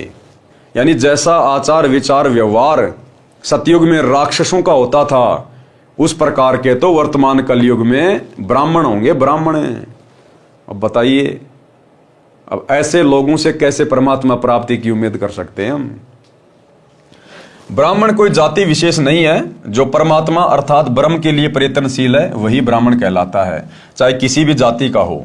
वर्तमान में परंपरागत ब्राह्मण कम है, संत रूप में ब्रह्म ज्ञान देने वाले अधिक हैं, जो ब्राह्मण अर्थात मार्गदर्शक गुरु कहलाते हैं और तत्व ज्ञानहीन है। इसलिए कहा है कि तत्वदर्शी गुरु के बिना किसी को वेदों के गूढ़ रहस्यों का ज्ञान नहीं हुआ। जिस कारण से वेदों को पढ़ते थे परंतु साधना वेद विरुद्ध करते थे। वेदों व गीता में तीनों देवताओं श्री ब्रह्मा जी, श्री विष्णु जी तथा श्री शिव जी की पूजा करना निषेध है, मना है। सारा हिंदू समाज ज्ञानहीन संतों द्वारा इन्हीं तीनों देवताओं पर केंद्रित कर रखा है। श्री देवी दुर्गा तथा श्री विष्णु जी, श्री शिव जी की भक्ति कर तथा करा रहे हैं। पहले से ही ये लोकवेद दंत कथा का ज्ञान चला आ रहा है, जो दिखाता हूं। परंतु पहले के अज्ञान को सत्य मानकर, सत्य को आंखों देखकर भी विश्वास नहीं कर रहे, विरोध करते हैं, जेल में भिजवा देते हैं। सूक्ष्म वेद में कहा है कि गरीब वेद पढ़े पर भेद न जाने, ये बातें पुराण 18, और पत्थर की पूजा करें भूल गए सृजनहारा। ये हाल है काल पुजारियों का, वर्तमान के आचार्य शंकराचार्यों का। ये वेदों को भी पढ़ते हैं, शास्त्रों को भी ये पढ़ते हैं, पर शास्त्रों के भेद को नहीं जानते, और बातें पुराण 18। और ये पत्थर की पूजा करें और भूल के सृजनहारा, सृजनहार जिसने पूरी सृष्टि को बनाया है, सबकी उत्पत्ति की है, ये वेदों को पढ़ने के बाद भी उसको तो भूले बैठे हैं और पत्थरों की पूजा पर पूरे भगत समाज को लगा रखा है। जबकि चारों वेदों में और गीता जी में कहीं भी पत्थर पूजने का, मूर्ति पूजने का कोई विधान नहीं है। तो बताओ क्या खाक इन्होंने वेद पढ़े, शास्त्र पढ़े, जो दुनिया को नरक की ओर लेके जा रहे हैं। भावार्थ है कि वेद तथा 18 पुराणों को पढ़ते हैं और मूर्ति की पूजा करते हैं। वेदोक्त सर्व के सर्जनहार परम अक्षर ब्रह्म को भूल गए, अन्य प्रभुओं की पूजा करके उस परम शक्ति तथा सनातन परम धाम अर्थात परमेश्वर के उस परम पद से वंचित रह जाते हैं, जो गीता अध्याय 18 श्लोक 62 तथा अध्याय 15 श्लोक 4 में कहा है। सूक्ष्म वेद में लिखा है कि गुरुआ गांव बिगाड़े संतो गुरुआ गांव बिगाड़े, यानी नकली संत गांव गांव में बैठ गए। गांव गांव में इन्होंने सभी को शास्त्र विरुद्ध साधना पर लगाकर गांव के गांव बिगाड़ दिए।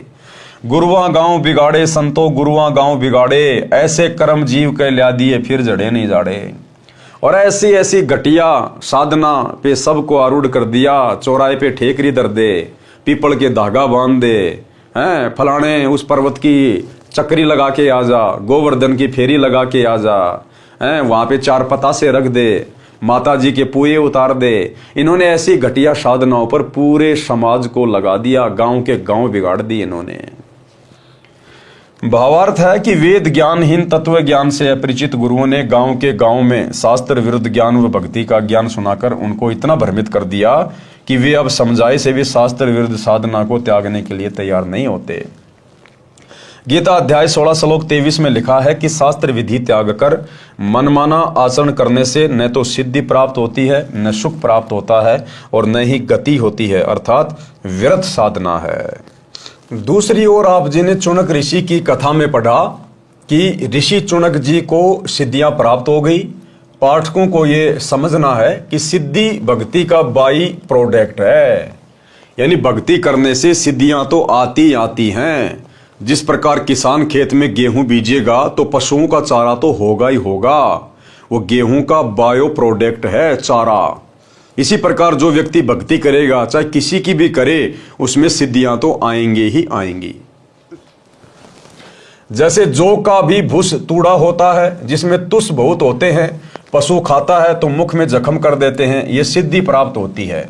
काल ब्रह्म की भक्ति से जो चुनक ऋषि जी को प्राप्त हुई, जो शास्त्र विधि अनुसार भक्ति करने से सिद्धि प्राप्त होती है, वह गेहूं का भूस यानी तूड़ा समझें, जो पशुओं के लिए उपयोगी तथा खाने में सुगम होती है।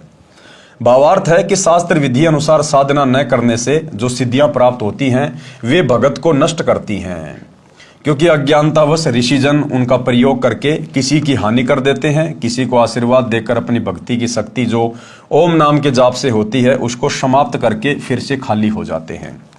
जैसे चुनक ऋषि जी ने मानदाता चक्रवर्ती राजा की 72 करोड़ सेना का नाश कर दिया, अपनी भक्ति की सिद्धि भी खो दी। सूक्ष्म वेद में कहा है कि गरीब 72 अक्षोणी 6 करी, चुनक ऋषिश्वर एक, दे धारे जोरा यानी मौत फिरे, सभी काल के भेक। भावार्थ, ऋषियों में सर्वश्रेष्ठ ऋषि चुनक जी ने 72 करोड़ सेना का नाश कर दिया। ये दिखाई तो देते हैं महात्मा, लेकिन जब इनसे पाला पड़ता है तो ये निकलते हैं सर्प जैसे। जरा सी बात पर शराप दे देना, किसी से बेमतलब पंगा लेना इनके लिए आम बात होती है। ऋषि दुर्वासा की कारगुजारी। अब जैसे ऋषि चुनक के विषय में गुरुदेव ने बताया जो कि काल का पुजारी था, इसी प्रकार श्री दुर्वासा जी जो कि द्वापर युग में जब श्री कृष्ण जी का जन्म हुआ तो श्री कृष्ण जी के आध्यात्मिक गुरु थे ऋषि दुर्वासा। तो दुर्वासा भी ओम नाम का पुजारी था, वो भी तप किया करता था, वो भी काल की साधना किया करता था और उसने भी 56 करोड़ यादवों को श्राप देकर उनका सत्यानाश कर दिया। तो ये काल के पुजारियों की, ब्रह्म के पुजारियों की परमात्मा स्थिति बता रहे हैं कि ब्रह्म अपने पुजारियों की किस प्रकार से दुर्गति करता है। एक दुर्वासा नाम के काल ब्रह्म के पुजारी ब्रह्म साधक थे। वे चले जा रहे थे, रास्ते में एक अप्सरा सुरक की स्त्री सुंदर मोतियों की माला पहने हुए थी। ऋषि दुर्वासा ने कहा कि ये माला मुझे दे। देवपरी को पता था कि ये ऋषि तो सांप जैसे हैं, यदि मना कर दिया तो श्राप दे देते हैं। उस अप्सरा ने तुरंत माला गले से निकाली और ऋषि को आदर के साथ थमा दी। दुर्वासा ऋषि ने वह माला सिर पर बालों के जूड़े में डाल ली। चला जा रहा था। आगे से सुरक का राजा इंद्र अपने ऐरावत हाथी पर बैठा आ रहा था। उसके आगे आगे अप्सराएं तथा गंधर्वजन गाते बजाते चल रहे थे और भी करोड़ों देवी देवता साथ साथ सम्मान में चल रहे थे। दुर्वासा ऋषि ने माला अपने सिर से उठाकर इंद्र की ओर फेंक दी। इंद्र ने वह माला हाथी की गर्दन पर रख दी। हाथी ने वह माला अपने सूंड से उठाकर जमीन पर फेंक दी। जैसे इंद्र को कोई भगत या देव कोई फूलमाला भेंट करता था तो इंद्र उसको बाद में हाथी की गर्दन पर रख देता था। जब इंद्र हाथी पर बैठा हो, हाथी उसे उठाकर नीचे फेंक देता था। हाथी ने उसी रूटीन में वह माला नीचे फेंक दी थी। इस बात से ऋषि दुर्वासा क्रोधित हो गए, क्योंकि काल के पुजारियों के नाक के ऊपर होता है क्रोध। ये जो गुस्सा होता ना, ये तपस्वी के नाक के ऊपर होता है। ये पहचान होती है काल के पुजारियों की। इसी बात से ऋषि दुर्वासा क्रोधित हो गए और बोले कि हे इंद्र, तेरे को राज्य का अभिमान है, मेरे द्वारा दी गई माला का तूने अनादर किया है। मैं श्राप देता हूं कि तेरा सारा राज्य नष्ट हो जाए। कर दी अपनी भक्ति कमाई नष्ट। इंद्र को श्राप देके अपनी जो भक्ति कमाई थी, ओम नाम के जाप की जो तप किया था, उसको नष्ट कर दिया बेमतलब। देवराज इंद्र एकदम कांपने लगा और बोला, हे ब्राह्मण, मैंने आपकी माला को आदर से ग्रहण करके हाथी के ऊपर रखा था। हाथी ने अपनी औपचारिकता वश नीचे डाल दी। मुझे क्षमा करें। बार बार करबद्ध होकर हाथी से नीचे उतरकर दंडवत प्रणाम करके भी क्षमा याचना इंद्र ने की, परंतु दुर्वासा ऋषि नहीं माने और कहा कि जो मैंने कह दिया वह वापिस नहीं हो सकता। कुछ ही समय में इंद्र का सर्वनाश हो गया और स्वर्ग उजड़ गया। एक बार ऋषि दुर्वासा जी द्वारका नगरी के पास जंगल में कुछ समय के लिए रुके। द्वारिका वासियों को पता चला कि दुर्वासा ऋषि जी अपनी नगरी के पास आए हैं। ये त्रिकालदर्शी महात्मा हैं, सिद्धि युक्त ऋषि हैं। द्वारकावासी श्री कृष्ण से अधिक शक्तिशाली किसी को नहीं मानते थे। श्री कृष्ण के पुत्र श्री प्रद्युम्न सहित कई यादवों ने योजना बनाई कि सुना है दुर्वासा जी त्रिकालदर्शी हैं, मन की बात भी बता देते हैं, अंतर्यामी हैं, उनकी परीक्षा लेते हैं। ये विचार करके प्रद्युम्न को गर्भवती स्त्री का स्वांग बनाकर 10-12 व्यक्ति साथ चले। एक व्यक्ति को उसका पति बना लिया। दुर्वासा जी के पास जाकर कहा कि हे ऋषि जी, इस स्त्री पर परमात्मा की कृपा बहुत दिनों पश्चात हुई है। इसको गर्भ रहा है, ये इसका पति है। ये दोनों उतावले हैं कि हमें पता चले कि गर्भ में लड़का है या कन्या। आप तो अंतर्यामी हैं, कृपया बताइए। उन्होंने प्रद्युम्न के पेट पर एक छोटी सी कड़ाई बांध रखी थी। उसके ऊपर रुई का लोगड़ तथा पुराने वस्त्र बांधकर गर्भ बना रखा था। ऊपर स्त्री वस्त्र पहना रखे थे। ऋषि दुर्वासा जी ने दिव्य दृष्टि से देखा। अब ये दिव्य दृष्टि से देखने से भी भाई और बहनों भक्ति नष्ट होती है इनकी, क्योंकि रिचार्ज है इनका। अब उस रिचार्ज से जो मर्जी कर लो। ये आपने मोबाइल में रिचार्ज कर लिया किसी को दे के पैसे, अब उस रिचार्ज से आप चाहे सत्संग सुनो, चाहे फिल्मी गाने सुनो, चाहे किसी से मोबाइल पे बात करो या और कोई यूट्यूब पे फेसबुक पे देखो, आपका रिचार्ज तो खत्म होगा ही होगा। तो इसी प्रकार चाहे दिव्य दृष्टि से देखो, चाहे किसी को श्राप दो, चाहे किसी को आशीर्वाद दो, भगत की भक्ति नष्ट होती होती है। ऋषि दुर्वासा जी ने दिव्य दृष्टि से देखा और जाना कि ये मेरा मजाक करने आए हैं। दुर्वासा जी ने कहा कि इस गर्भ से यादव कुल का नाश होगा। तुरंत श्राप, 1 सेकंड भी नहीं लगाते, 1 सेकंड भी। ये सांप के जैसे होते हैं तपस्वी काल पुजारी, सांप के जैसे तुरंत डंक मार देते हैं। इसीलिए भाई और बहनों, हमें गुरुदेव भगवान आगाह करते हैं बार बार हम भक्तों को कि जगत का और भगत का 36 का आंकड़ा होता है, 36 का आंकड़ा। काल पुजारियों की और सतगुरु पुजारियों की कोई भी क्रिया आपस में मेल नहीं खाएगी। वो काल पुजारी भले कितने अच्छे और नेक इंसान दिखाई दें, जो हमारे परिवार में भी हो सकते हैं, रिश्तेदारों के रूप में भी हो सकते हैं, परंतु जब वो समय आएगा उस समय वो आगा पीछा कुछ नहीं देखेंगे। इसीलिए गुरुदेव ने एक सत्संग में कहा कि बच्चों तुम भेड़ियों के बीच में रह रहे हो। जो व्यक्ति सतगुरु रामपाल जी से उपदेश प्राप्त नहीं है, वो चाहे देश का प्रधानमंत्री है, चाहे बहुत बड़ा कोई भगत है, चाहे आचार्य शंकराचार्य है, चाहे आम व्यक्ति है, वो काल की हद में है। तो गुरुदेव ने कहा कि बच्चों तुम भेड़ियों के बीच में रह रहे हो, भेड़ियों के बीच में। और भगत ने किस कदर अपनी मर्यादाओं में रहकर संसार में अपने कार्य करने चाहिए, भेड़िए के बीच में किस प्रकार से राज आता है, कितनी सावधानी बरती जाती है, इस तरह से हमने भक्ति मर्यादाओं में रहकर अपनी भक्ति को सफल करना है। दुर्वासा जी ने कहा कि इस गर्भ से यादव कुल का नाश होगा। इतना कहकर क्रोधित हो गए, सर्व व्यक्ति वहां से खिसक गए। अब बताओ, ये श्री कृष्ण जी के बेटे के लक्षण है ये? ये श्री कृष्ण जी के बेटे प्रद्युम्न के लक्षण है ये? पेट के बांध के कड़ाई और औरत के पहन के कपड़े और वहां ड्रामा करने गया उसके साथ में, क्या जरूरत थी वहां जाने की? क्या ये संस्कार दिए थे श्री कृष्ण जी ने भाई अपने बेटे को? अब बताओ, श्री कृष्ण जी के बेटे के संस्कार हैं ये। आज उस श्री कृष्ण की भक्ति करके आपके बेटा बेटियों में कहां से संस्कार आ जाएंगे, जब श्री कृष्ण जी अपने बेटे को संस्कार नहीं दे पाए? जबकि उस समय तो वो प्रद्युम्न शादीशुदा था, बाल बच्चे वाला था, उसके बावजूद भी साधु संतों से मजाक करने के लिए निकल गया। तो श्री कृष्ण अपने बेटे को भी संस्कार नहीं दे पाए।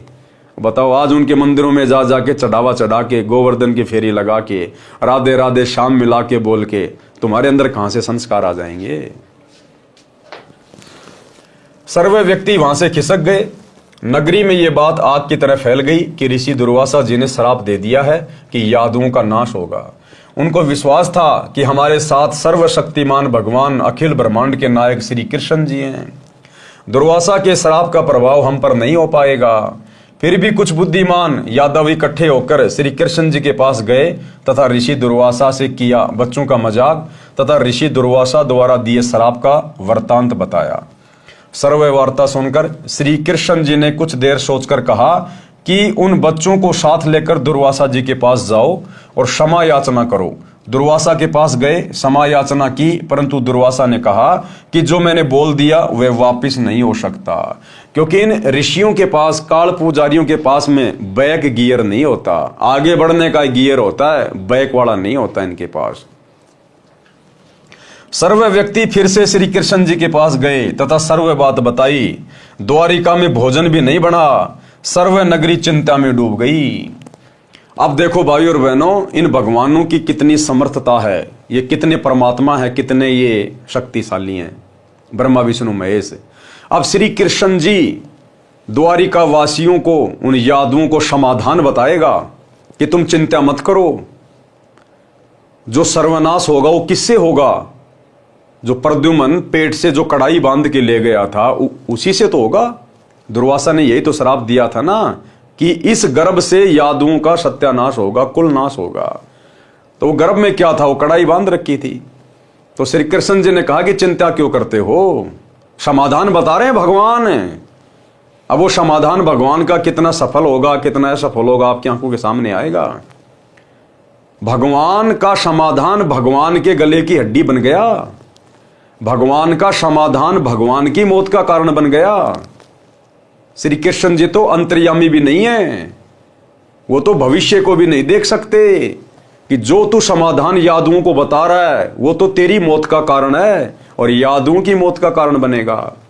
बताओ, जब श्री कृष्ण जी अपने रिश्तेदारों का समाधान नहीं कर पाए, समाधान के बजाय उनका सत्यानाश कर दिया, अपने परिवार का समाधान नहीं कर पाए, उस श्री कृष्ण जी के द्वारा बताए गए समाधान से श्री कृष्ण जी का पूरा खानदान नष्ट हो गया, श्री कृष्ण जी के बेटे मर गए और अंत में श्री कृष्ण जी का भी नाश हो गया।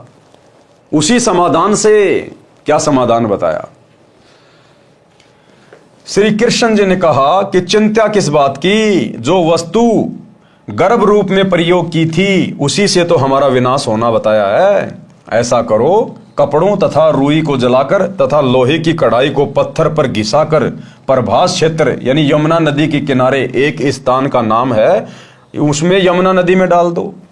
क्या समाधान बताया श्री कृष्ण जी ने, तीन लोक के भगवान ने, श्री विष्णु जी ने, कि वो जो कढ़ाई है ना जो पेट के बांध के ले गया था, जो ऋषि ने श्राप दिया था, तुम यमुना जी के किनारे जाओ प्रभास क्षेत्र में और वहां जाकर पत्थर की शिला से इस कढ़ाई को घसो और घिस घिस के सारा का सारा चूरा यमुना जी के पानी में डाल दो। ना रहेगा बांस, ना बजेगी बांसुरी, बस वो बह के चला जाएगा, यादव बच गए। तो ये समाधान बताया श्री कृष्ण जी ने। अब आगे चलकर यही श्री कृष्ण जी के द्वारा बताया गया समाधान उस यादव कुल के सत्यानाश का कारण बनेगा। बताओ फिर आज 11-21-51 का प्रसाद लेके श्री कृष्ण जी के चरणों में चढ़ा के राधे राधे श्याम मिला के ये मनमाना जयकारा लगा के मंदिरों में जा जाके, अरे तुम कैसे अपना समाधान करवाओगे? तुम्हारा कैसे भला होगा? जो श्री कृष्ण अपने बेटे का, अपने रिश्तेदारों का, अपने यादव कुल का भला नहीं कर पाया, श्री कृष्ण का समाधान उल्टा सबकी मौत बन गई। वहीं बैठकर घिसाओ, वही चूरा दरिया में डाल दो, वहीं पर राख पानी में डाल दो, न रहेगा बांस, ना बजेगी बांसुरी। जब गर्भ की वस्तुएं ही नहीं रहेंगी तो हमारा नाश कैसे होगा? ये बात द्वारिका वासियों को अच्छी लगी और अपने को संकट मुक्त मान लिया। श्री कृष्ण जी के आदेश अनुसार सब किया गया। कढ़ाई का एक कड़ा पूरी तरह नहीं घिस पाया, उसको वैसे ही यमुना नदी में फेंक दिया। अब लोग लगे, वो यादव भाई लगे सभी घिसने कढ़ाई को, और लास्ट में वो एक साइड का उसका पकड़ने वाला बच गया, वो कड़ा वो अंत में किसी ऐसे व्यक्ति को दे दिया। वो था आलसी, उसने देखा कोई देख तो रहा नहीं, अब ये इससे क्या होगा छोटे से कड़े से, जब पूरी कढ़ाई घस दी, उसने ऐसे फेंक दिया। वो कड़ाहा श्री कृष्ण जी की मौत का कारण बना। वो कड़ाहा श्री कृष्ण का समाधान खुद का काल बन गया। कढ़ाई का एक कड़ा पूरी तरह नहीं घिस पाया, उसको वैसे ही यमुना नदी में फेंक दिया। वह एक मछली ने चमकीला खाद्य पदार्थ जानकर खा लिया। उस मछली को बालिया नामक भील ने पकड़ लिया। जब मछली को काटा तो उससे निकली धातु की जांच करने के पश्चात उसको अपने तीर को आगे के हिस्से में जहर युक्त करवा कर लगवा लिया। वो कड़ा जो फेंक दिया गया, एक मछली ने खा लिया। मछली को एक बालिया नाम के शिकारी ने पकड़ लिया। उसने देखा कि बहुत अच्छी वस्तु है, जाकर उसने सुनार को दिखाया, बोले भैया कोई सोना चांदी तो है नहीं, लेकिन लोहा बहुत अच्छी क्वालिटी का है। तो उस बालिया नाम के शिकारी ने अपना तीर बनवा लिया उससे और आगे से उसको जहर में बुझा दिया, जहर युक्त करवा लिया। यानी लोहे का तीर बना के उसको आग में उसको जो है गर्म करके और फिर उसको जहर के अंदर डाल देते थे, जैसे कि पानी में डाल दिया जाता है। तो फिर वो जहर को वो गरम गरम लोहा अपने अंदर समा लेता है, और जब उस तीर से किसी को मारा जाता है तो शिकार अगर तीर से ना मरे तो जहर से मर जाता है। तो वो तीर अंत में वो बालिया श्री कृष्ण जी के पैर में मारेगा। यानी श्री कृष्ण जी के द्वारा बताया गया समाधान उनकी खुद की मौत बन गई। तो वर्तमान में तो श्री कृष्ण जी भी नहीं है। अब उनके मंदिरों में जाके घटियां बजाने से, गोवर्धन की फेरी लगाने से, उनकी फोटो के आगे धोख लगाने से, लड्डू गोपाल को भोग लगाने से कुछ नहीं मिलेगा, कुछ भी। सब मनमाना आचरण है। यही तो शिक्षा दे रहे हैं गुरुदेव भगवान। ये कथाएं हमें यही तो शिक्षा दे रही है। ये कथाएं हम पहले भी पढ़ा करते थे, लेकिन हमारे दिमाग के ऊपर से निकल जाती थी। जब तत्वदर्शी संत इन कथाओं को लिखता है, बताता है, तब हमारी बुद्धि ऑन होती है, हम समझ पाते हैं। जब मछली को काटा तो उससे निकली धातु की जांच करने के पश्चात उसको अपने तीर को आगे के हिस्से में विष युक्त करवाकर लगवा लिया, उसे सुरक्षित रख लिया। जो कढ़ाई का लोहे का चूरा पानी में डाला था वह लंबे सरकंडे जैसे घास के रूप में यमुना नदी के किनारे किनारे पर उग गए, और उस कढ़ाई का जो चूरा था वो उसी यमुना नदी के दोनों साइड में, यमुना नदी के किनारों पर एक घास होती है सरकंडे जैसी, वो उग गई। कुछ समय उपरांत द्वारिका नगरी में उत्पात मचने लगा। छोटी छोटी सी बात पर एक दूसरे का कत्ल करने लगे। आपस में वैर विरोध बढ़ गया। नगर के लोगों की यह दशा देखकर नगरी के गणमान्य व्यक्ति भगवान श्री कृष्ण जी के पास गए और जो कुछ भी नगरी में हो रहा था बताया, क्योंकि दुर्वासा ऋषि के श्राप का पूरा होने का समय आ गया। धीरे धीरे लोगों ने देखा श्री कृष्ण जी ने समाधान बता दिया, श्राप निष्फल हो गया होगा, लेकिन उसका श्राप निष्फल नहीं हुआ। और कारण तथा समाधान श्री कृष्ण जी से जानने की इच्छा व्यक्त की, क्योंकि श्री कृष्ण जी यादव तथा पांडवों के आध्यात्मिक गुरु थे। संकट का निवारण गुरुदेव से ही कराया जाता है। श्री कृष्ण जी ने कारण बताया कि दुर्वासा ऋषि का श्राप फल रहा है, समाधान है। अब दोबारा से क्या समाधान बताया? एक तो पहले समाधान बताया था, अब श्री कृष्ण जी दोबारा से समाधान बता रहे हैं द्वारिका वासियों को कि अब तुम एक काम करो, सारे यादव जितने भी हैं, नर स्त्रियां नहीं, नर यादव जितने भी हैं, चाहे आज ही पैदा क्यों ना हुआ हो, सारे जाकर और यमुना के प्रभास क्षेत्र में जाकर सुबह सुबह ब्रह्म मुहूर्त में स्नान करो, वो श्राप कट जाएगा। अब श्री कृष्ण जी तो उनको मरने के लिए भेज रहा था, मरने के लिए। अब बताओ, वो यादव तो समझ रहे थे कि भगवान ने हमारे को समाधान बता दिया। वो यादव द्वारिकावासी बेचारे श्री कृष्ण जी की बात को सत्य मान के कि भगवान ने समाधान बता दिया, और सुबह सुबह सारे के सारे नहाने के लिए चले गए। और वहां जाने के बाद फिर दुर्वासा ऋषि के श्राप का समय आ गया। वो जो घास उग गई थी दोनों तरफ, उस कढ़ाई के चूरे के कारण उसको उखाड़े और एक दूसरे के मारे, और गर्दन धड़ से अलग। 56 करोड़ यादव वहां पर कट कट के मर गए, जहां श्री कृष्ण जी ने भेजा था समाधान करने के लिए कि जाकर ये स्नान करो, तुम्हारा श्राप कट जाएगा। वो श्राप तो कटा नहीं, श्री कृष्ण जी के समाधान से सारे 56 करोड़ यादव कट के मर गए। तो बताओ, आज ना तो धरती पे श्री कृष्ण जी है, और होता तो क्या समाधान कर देता। जब द्वापर में द्वारिका वासियों का नहीं कर पाया, बेचारों को उल्टा मौत के घाट उतार दिया काल प्रेरणा से, तो आज अगर होता तो भी क्या कर देता। द्वापर में कौन सा बचाव कर दिया। तो ये आधे अधूरे भगवान हैं, डमी गॉड हैं, ये सब काल के अंतर्गत हैं। तो भाइयों और बहनों, समझो इन चीजों को। एकमात्र परम शक्ति संसार में उत्पत्ति करता, सबका सृजनहार, ये कबीर भगवान सतगुरु रामपाल जी हैं, जो आज धरती पर आए हुए हैं नर रूप में। जैसे हम श्री कृष्ण जी को भगवान कहते हैं, विष्णु को भगवान कहते हैं, अरे वो भी तो इसी प्रकार से नर रूप में आए थे। उनके भी माता पिता थे, वो भी राजा थे, अपना काम भी करते थे, ब्याह शादी भी करी, बच्चे भी पैदा किए, लड़ाई झगड़े भी किए। तो भगवान आएगा तो सींग लगा के थोड़ी आएगा। भगवान को पहचानो उनके ज्ञान से। अब श्री कृष्ण का, श्री राम का, ब्रह्मा विष्णु महेश का तो इतिहास सबके सामने है। वो कितने भगवान थे सबको पता चल गया। अब इस भगवान को भी आजमा के देखो एक बार, इस भगवान को भी आजमा के देखो एक बार। उनसे हमारी कौन सी रिश्तेदारी थी, उनको भी हमने आजमाया, देखा देखी में हमारे बाप दादा कर रहे थे, हम भी लग गए। एक बार इनके पीछे भी लग के देखो, और ये जो तुम्हें दे देगा, यहां का काल ब्रह्म भी नहीं दे सकता। काल ब्रह्म भी इतने सुख देगा ये परमात्मा, गिने नहीं जाएंगे। मृत्यु को टालेगा, अकाल मृत्यु को टालेगा ये परमात्मा। भयंकर से भयंकर रोग को अपनी भक्ति शक्ति से परमात्मा समाप्त कर देगा, क्योंकि ये डॉक्टरों का डॉक्टर है, वैद्यों का वैद्य है। दास गरीब तबीब सतगुरु, बंदी छोड़ कबीर है। तो एक बार सतगुरु के सत्संग सुनना शुरू करो यूट्यूब पे। सबके जेब में मोबाइल हैं, फालतू की बकवासें भी देखते हैं, क्या मिला हमें, कुछ नहीं मिलता। एक बार सतगुरु रामपाल जी के सत्संग थोड़ा थोड़ा सुनना शुरू करो। सत्संग सुनने मात्र से आपको जो परम शांति और आध्यात्मिक लाभ होंगे, वो श्री कृष्ण जी की लाख साल की साधना से भी नहीं हो सकते, क्योंकि ये परम संत है, इनके वचन में शक्ति है। तो सत्संग सुनना शुरू करें। संकट का निवारण गुरुदेव से ही कराया जाता है। श्री कृष्ण जी ने कारण बताया कि दुर्वासा ऋषि का श्राप फल रहा है। समाधान है कि सारे नर यादव, चाहे आज का जन्मा भी लड़का क्यों ना हो, सब प्रभास क्षेत्र में जहां पर उस कढ़ाई का चूर्ण डाला था, जाकर यमुना में स्नान करो, तुम श्राप मुक्त हो जाओगे। समाधान बताया भगवान ने। सर्व द्वारिका वासियों ने श्री कृष्ण जी के आदेश का पालन किया। सर्व नर यादव प्रभास क्षेत्र में श्राप मुक्त होने के उद्देश्य से स्नान करने के लिए चले गए। ऋषि दुर्वासा के श्राप के कारण सभी यादव समूह बनाकर इकट्ठे हो गए।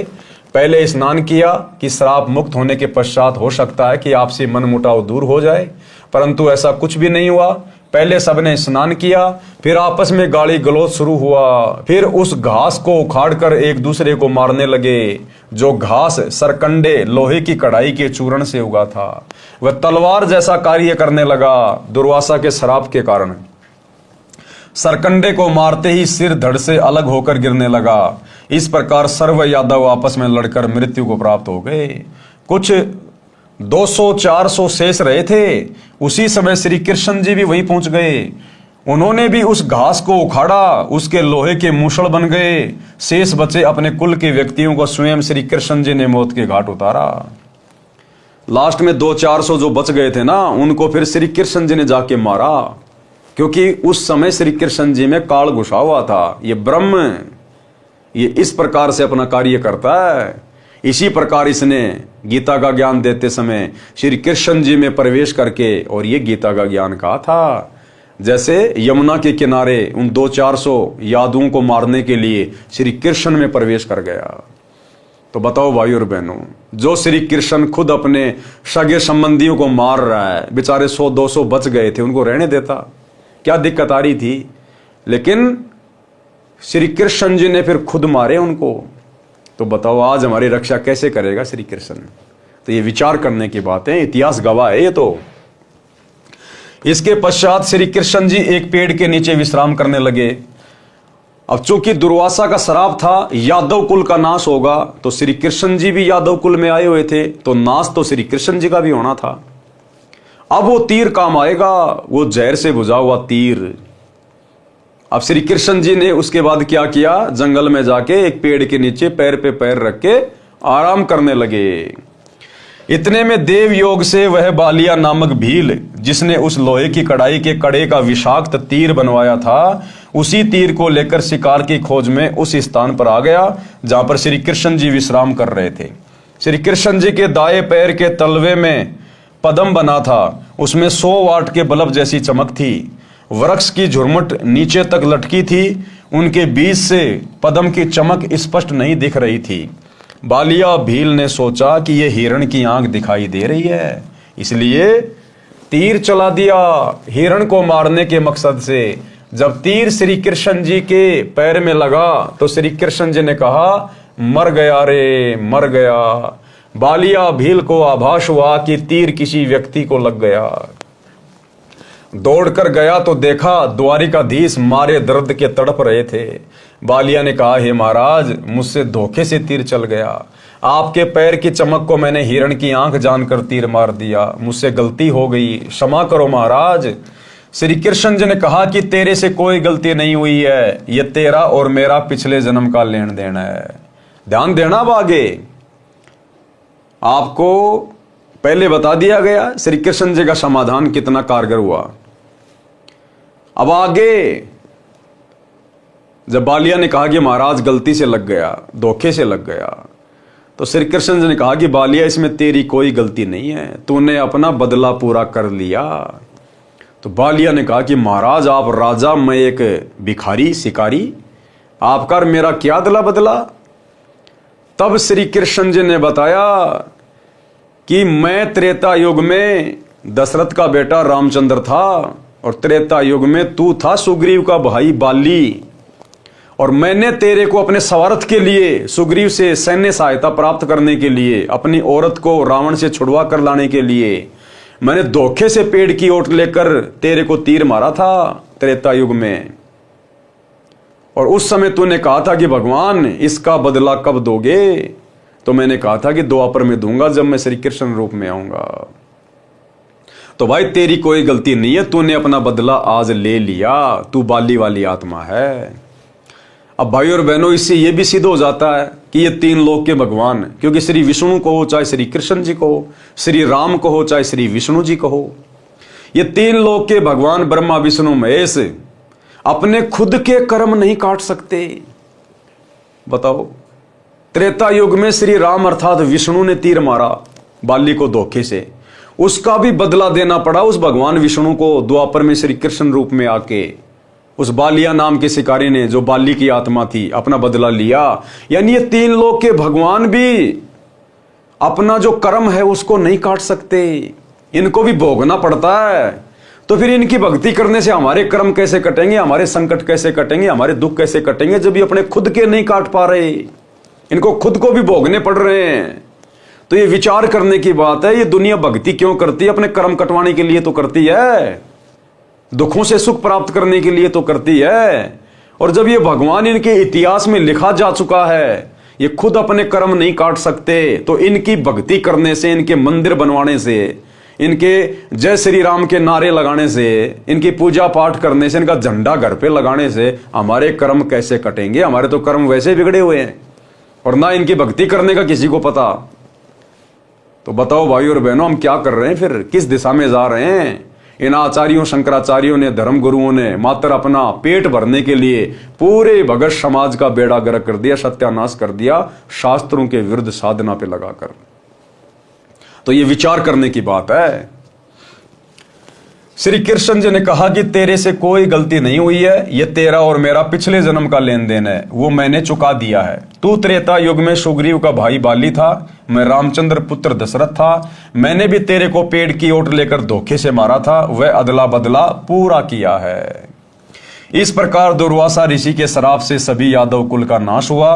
जो वर्तमान में यादव है, ये वो हैं जो उस समय माताओं के गर्भ में थे, बाद में उत्पन्न हुए थे। अब बहुत सारे लोग सवाल कर लेते हैं कि भाई जब सारे यादव मर गए थे, तो वर्तमान में ये यादव जो है, ये कौन है, फिर कहां से आए? तो उस समय जो श्राप था वो केवल नर यादवों को समाप्त करने का था। जो स्त्रियां थी, वो स्त्रियां स्नान करने नहीं गई थी, स्त्रियों को नहीं मारा गया था। तो उन स्त्रियों के पेट में जो बच्चे थे, आगे चलकर फिर उनसे यादव कुल का विकास हुआ है। सूक्ष्म वेद में लिखा है, गरीब दुर्वासा कोपेतहा, यानी दुर्वासा जब क्रोधित हुआ और क्रोधित होकर उसने श्राप दे दिया श्री कृष्ण जी के बेटे को। दुर्वासा कोपे जहां समझ न आई नीच, यानी दुर्वासा ऋषि को नीच की संज्ञा दी है, नीच की, कि बच्चों ने जरा सा मजाक कर दिया और उस नीच ने पूरे खानदान के सत्यानाश का श्राप दे दिया। ये भगत है, ये संतों के लक्षण है, ये साधुओं के लक्षण होते हैं। इसलिए परमात्मा कहते हैं काल की भक्ति नहीं करनी चाहिए, ब्रह्म की। देख लो काल की भक्ति करने वालों का व्यवहार। ये दुर्वासा ऋषि, उचुणक ऋषि, ये सब काल पुजारी थे। ये तो जीती जागती मौत है, मौत दे धारे जोरा फिरे सभी काल की भेक। दुर्वासा कोपे यानी गुस्से में हुआ, क्रोधित हुआ और समझ न आई नीच, यानी जरा सा भी दिमाग नहीं लगाया उसने। और 56 करोड़ यादव कटे, मची रुधिर की कीच, खून का भी वहां पे कीचड़ बन गया, पूरी जमुना लाल कर दी। सरलार्थ, दुर्वासा ने बच्चों के मजाक को इतनी गंभीरता से लिया कि उनके कुल का नाश करने का श्राप दे दिया। उस नीच दुर्वासा ने यह भी नहीं सोचा कि क्या अनर्थ हो जाएगा। बात कुछ भी नहीं थी। दुर्वासा नीच ऋषि ने इतना जुल्म कर दिया कि 56 करोड़ यादव कटकर मर गए और रक्त के बहने से कीचड़ बन गया। अब बताओ, हम इनको बहुत बड़े सम्मानित, आदरणीय, परम पूजनीय मानकर इनका सम्मान किया करते थे। ये तो नीच की श्रेणी में है, नीच की श्रेणी में, आम व्यक्ति से भी गिरे हुए हैं ये काल पुजारी। इसी प्रकार चुनक ऋषि ने बेमतलब पंगा लेकर मानदाता राजा की 72 करोड़ सेना का नाश कर दिया। एक कपिल नाम के ऋषि थे। अब तीसरा उदाहरण दे रहे हैं गुरुदेव भगवान काल के पुजारियों का, कि ब्रह्म साधना करने वाले कितने खतरनाक होते हैं, कितने नीचे गिरे हुए होते हैं। इनमें ज्ञान नाम की चीज नहीं होती, बुद्धि विवेक नहीं होता इनमें, ये तो एटम बम होते हैं। एक कपिल नाम के ऋषि थे, जिनको कपिल भगवान भी कहा जाता है, कपिल भगवान, जिनको भगवान विष्णु के 24 अवतारों में से एक अवतार भी माना जाता है। वे तपस्या कर रहे थे। एक सगड़ राजा था, उसके 60,000 पुत्र थे। किसी ऋषि ने बताया कि यदि एक तालाब, एक कुआं, एक बगीचा बना दिया जाए तो एक अश्वमेघ यज्ञ जितना फल मिलता है। राजा सगड़ के लड़कों ने यह कार्य शुरू कर दिया।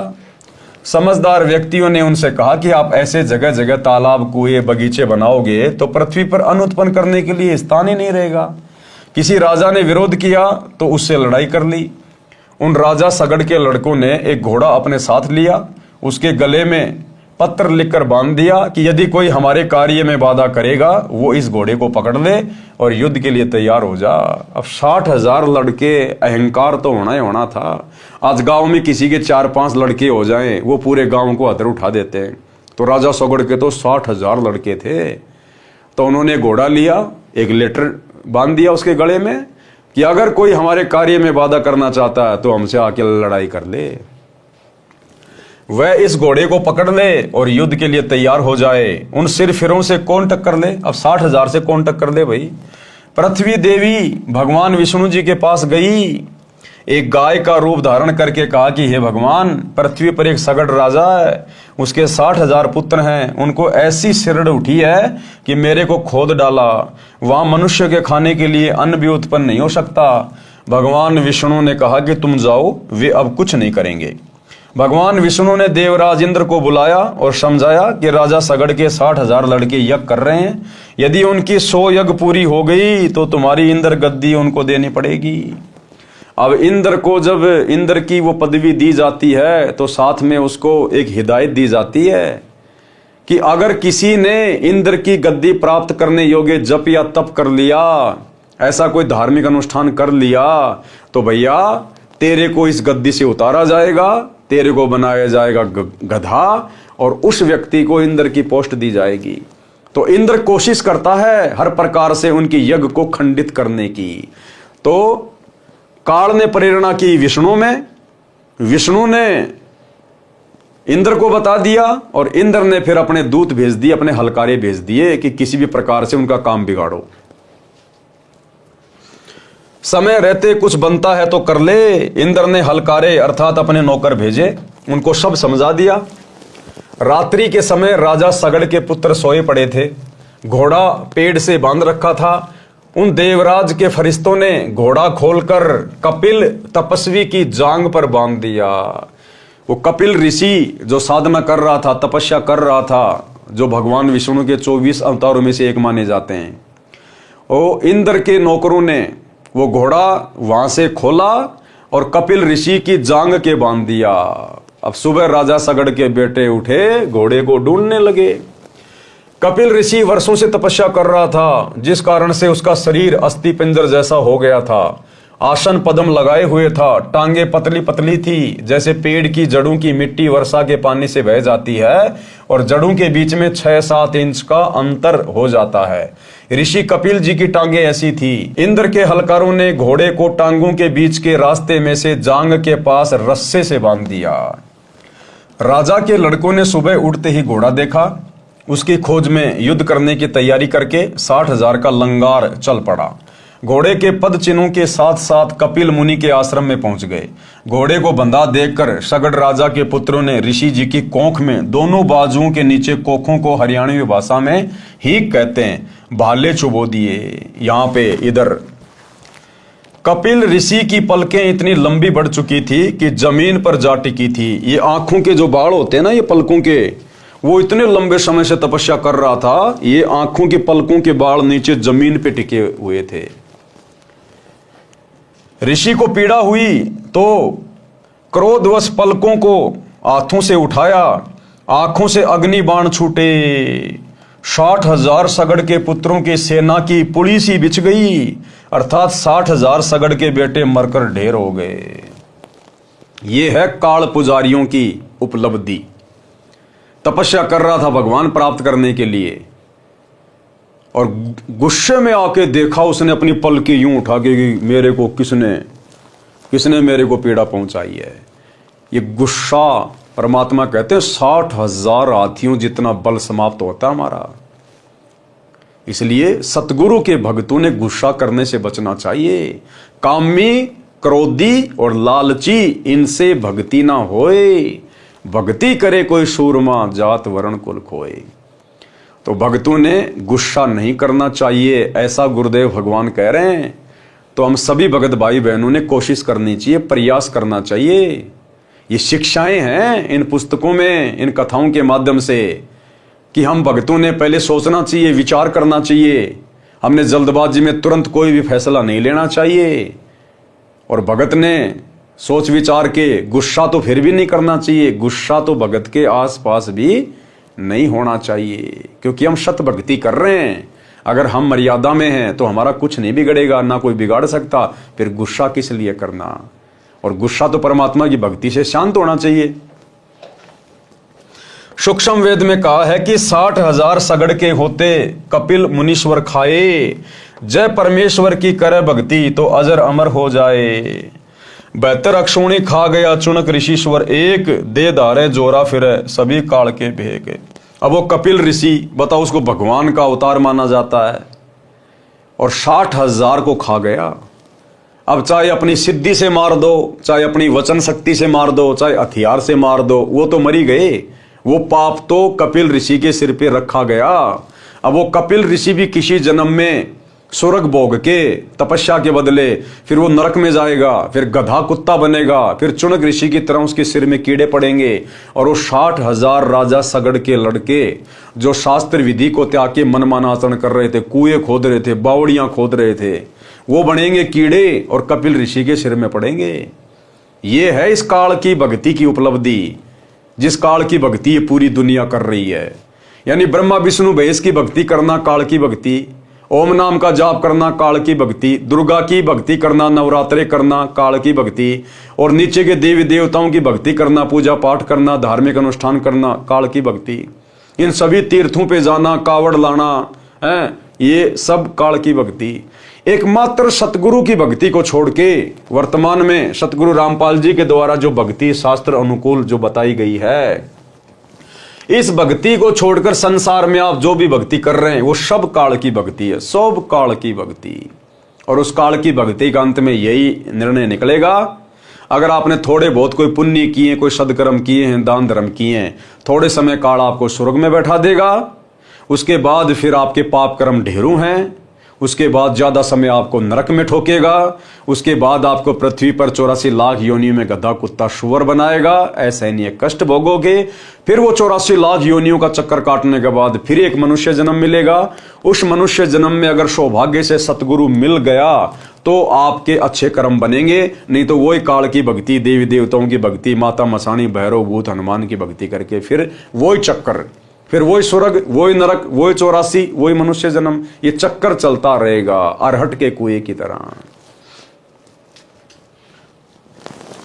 दुर्वासा कोपे तहां समझ न आई नीच, 56 करोड़ यादव कटे मची रुधिर की कीच। भावार्थ, कपिल मुनि जी, चुनक ऋषि जी तथा दुर्वासा मुनि जी संसार में कितने प्रसिद्ध हैं। ये सब काल ब्रह्म की भक्ति करने वाले वेशधारी ऋषि हैं। ये चलती फिरती मौत थी, चलती फिरती मनुष्य रूप में घाल है। घाल एक मिट्टी के छोटे मटके को तांत्रिक विद्या से आकाश में उड़ाकर दुश्मन पर छोड़ा जाता है, जैसे मूठ छोड़ी जाती है, उसे बहुत हानि होती है। गलती से भोले प्राणी इनको महान आत्मा मानते हैं। ये सब ज्ञानी आत्मा थे, ये सब उद्धार हृदय के थे, यानी अच्छी आत्मा थी, इसीलिए तो ये भक्ति कर रहे थे। लेकिन ये काल की अनुत्तम गति में लगे रहे। गीता अध्याय 7 श्लोक 18 में काल कह रहा है ना कि ये ज्ञानी आत्मा है तो ये उद्धार, ये अच्छे हैं, ये भगवान चाहते हैं, मोक्ष चाहते हैं। लेकिन तत्वदर्शी संत के नाम मिलने से ये मेरी ही घटिया साधना में लगे रहे, ओम नाम की साधना में लगे रहे, तपस्या करते रहे। सिद्धियां आ गई, किसी को श्राप दे दिया, किसी को आशीर्वाद दे दिया, कुछ अपनी शक्ति यहां बर्बाद कर दी, बाकी अपनी स्वर्ग में जाके खा ली, फिर गए नरक में, फिर 84 में आएंगे। तो ये है काल की अनुत्तम गति। इन्होंने परमात्मा प्राप्ति के लिए, अपना कल्याण कराने के लिए तन मन धन अर्पित कर दिया, परंतु तत्वदर्शी संत ना मिलने के कारण है, तत्वदर्शी संत ना मिलने के कारण है। आप और हमारा कितना बड़ा सौभाग्य है भाई और बहनों, ये चीज देखो आप। इन्होंने काल ब्रह्म को एक समर्थ प्रभु मानकर गलती की और उसी की साधना ओम नाम के जाप के साथ तथा अधिक हठ योग समाधि के द्वारा की, जिससे परमात्मा प्राप्ति तो है ही नहीं, उल्टा हानि होती है, क्योंकि यह साधना शास्त्र विरुद्ध है। गीता अध्याय 16 श्लोक 23-24 में कहा है कि शास्त्र विधि को त्याग कर जो मनमाना आचरण करते हैं उनकी साधना व्यर्थ है। वे उदार आत्माएं यानी अच्छी आत्माएं इसी कारण काल ब्रह्म की अनुत्तम गति में स्थिर रहे, काल की घटिया साधना में। गीता अध्याय 17 श्लोक 5 और 6 में कहा है कि जो मनुष्य शास्त्र विधि रहित केवल मन कल्पित घोर तप को तपते हैं और दंभ अहंकार से युक्त, कामना आसक्ति अभिमान से युक्त हों। गीता अध्याय 17 श्लोक 5।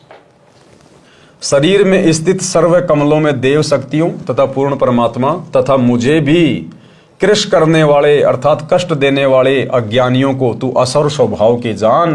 गीता अध्याय 17 श्लोक 6। यही प्रमाण गीता अध्याय 16 श्लोक 17 से 20 में भी है। वे अपने आप को श्रेष्ठ मानने वाले घमंडी पुरुष धन और मान के मद से युक्त होकर केवल नाममात्र यज्ञों का पाखंड से शास्त्र विधि रहित पूजन करते हैं। गीता अध्याय 16 श्लोक 17। अहंकार, बल, घमंड, कामना, क्रोध आदि के वश और दूसरों की निंदा करने वाले पुरुष अपने और दूसरों के शरीर में स्थित मुझसे द्वेष करने वाले होते हैं। गीता अध्याय 16 श्लोक 18। उन द्वेष करने वाले पापाचीर, क्रूर कर्मी, जो वचन से करोड़ों व्यक्तियों की हत्या करने वाले, जैसे चुनक ऋषि मानदाता की 72 करोड़ सेना को अपने वचन से मार दिया, दुर्वासा ऋषि 56 करोड़ यादवों को अपने वचन से मार दिया, कपिल मुनि सगड़ के 60,000 लड़कों को मार दिया, और आम व्यक्ति समाज में जो छोटी मोटी भक्ति साधना करता है, मंदिर मस्जिद में जाता है और छोटा सा लड़ाई झगड़ा होता है, पता नहीं क्या क्या उसको श्राप दे देता है, तेरे साथ ये हो जाएगा, तेरा सत्यानाश हो जाएगा, तो वो भी अपनी भक्ति नष्ट ही कर रहा है। तो कहते हैं ऐसे पापाचारी, क्रूर कर्मी, कहते हैं वो तो भयंकर कष्ट को प्राप्त होंगे। उन द्वेष करने वाले पापाचीर, क्रूर कर्मी, जो वचन से करोड़ों व्यक्तियों की हत्या करने वाले नराधमों अर्थात नीच मनुष्यों को मैं संसार में बार बार आसुरी अर्थात राक्षसी योनियों में डालता हूं। अर्थात जो व्यक्ति काल की साधना करेगा, काल से नीचे जितने भी देवी देवता ब्रह्मा विष्णु महेश दुर्गा भैरव भूत हनुमान माई मसाणी सेठ शीतला, कहते हैं जो इनकी भक्ति करेगा, पूजा करेगा, उनको मैं राक्षस की योनियों में डालता हूं, राक्षस की योनियों में। तो सोचो भाई और बहनों, आप क्या कर रहे हो।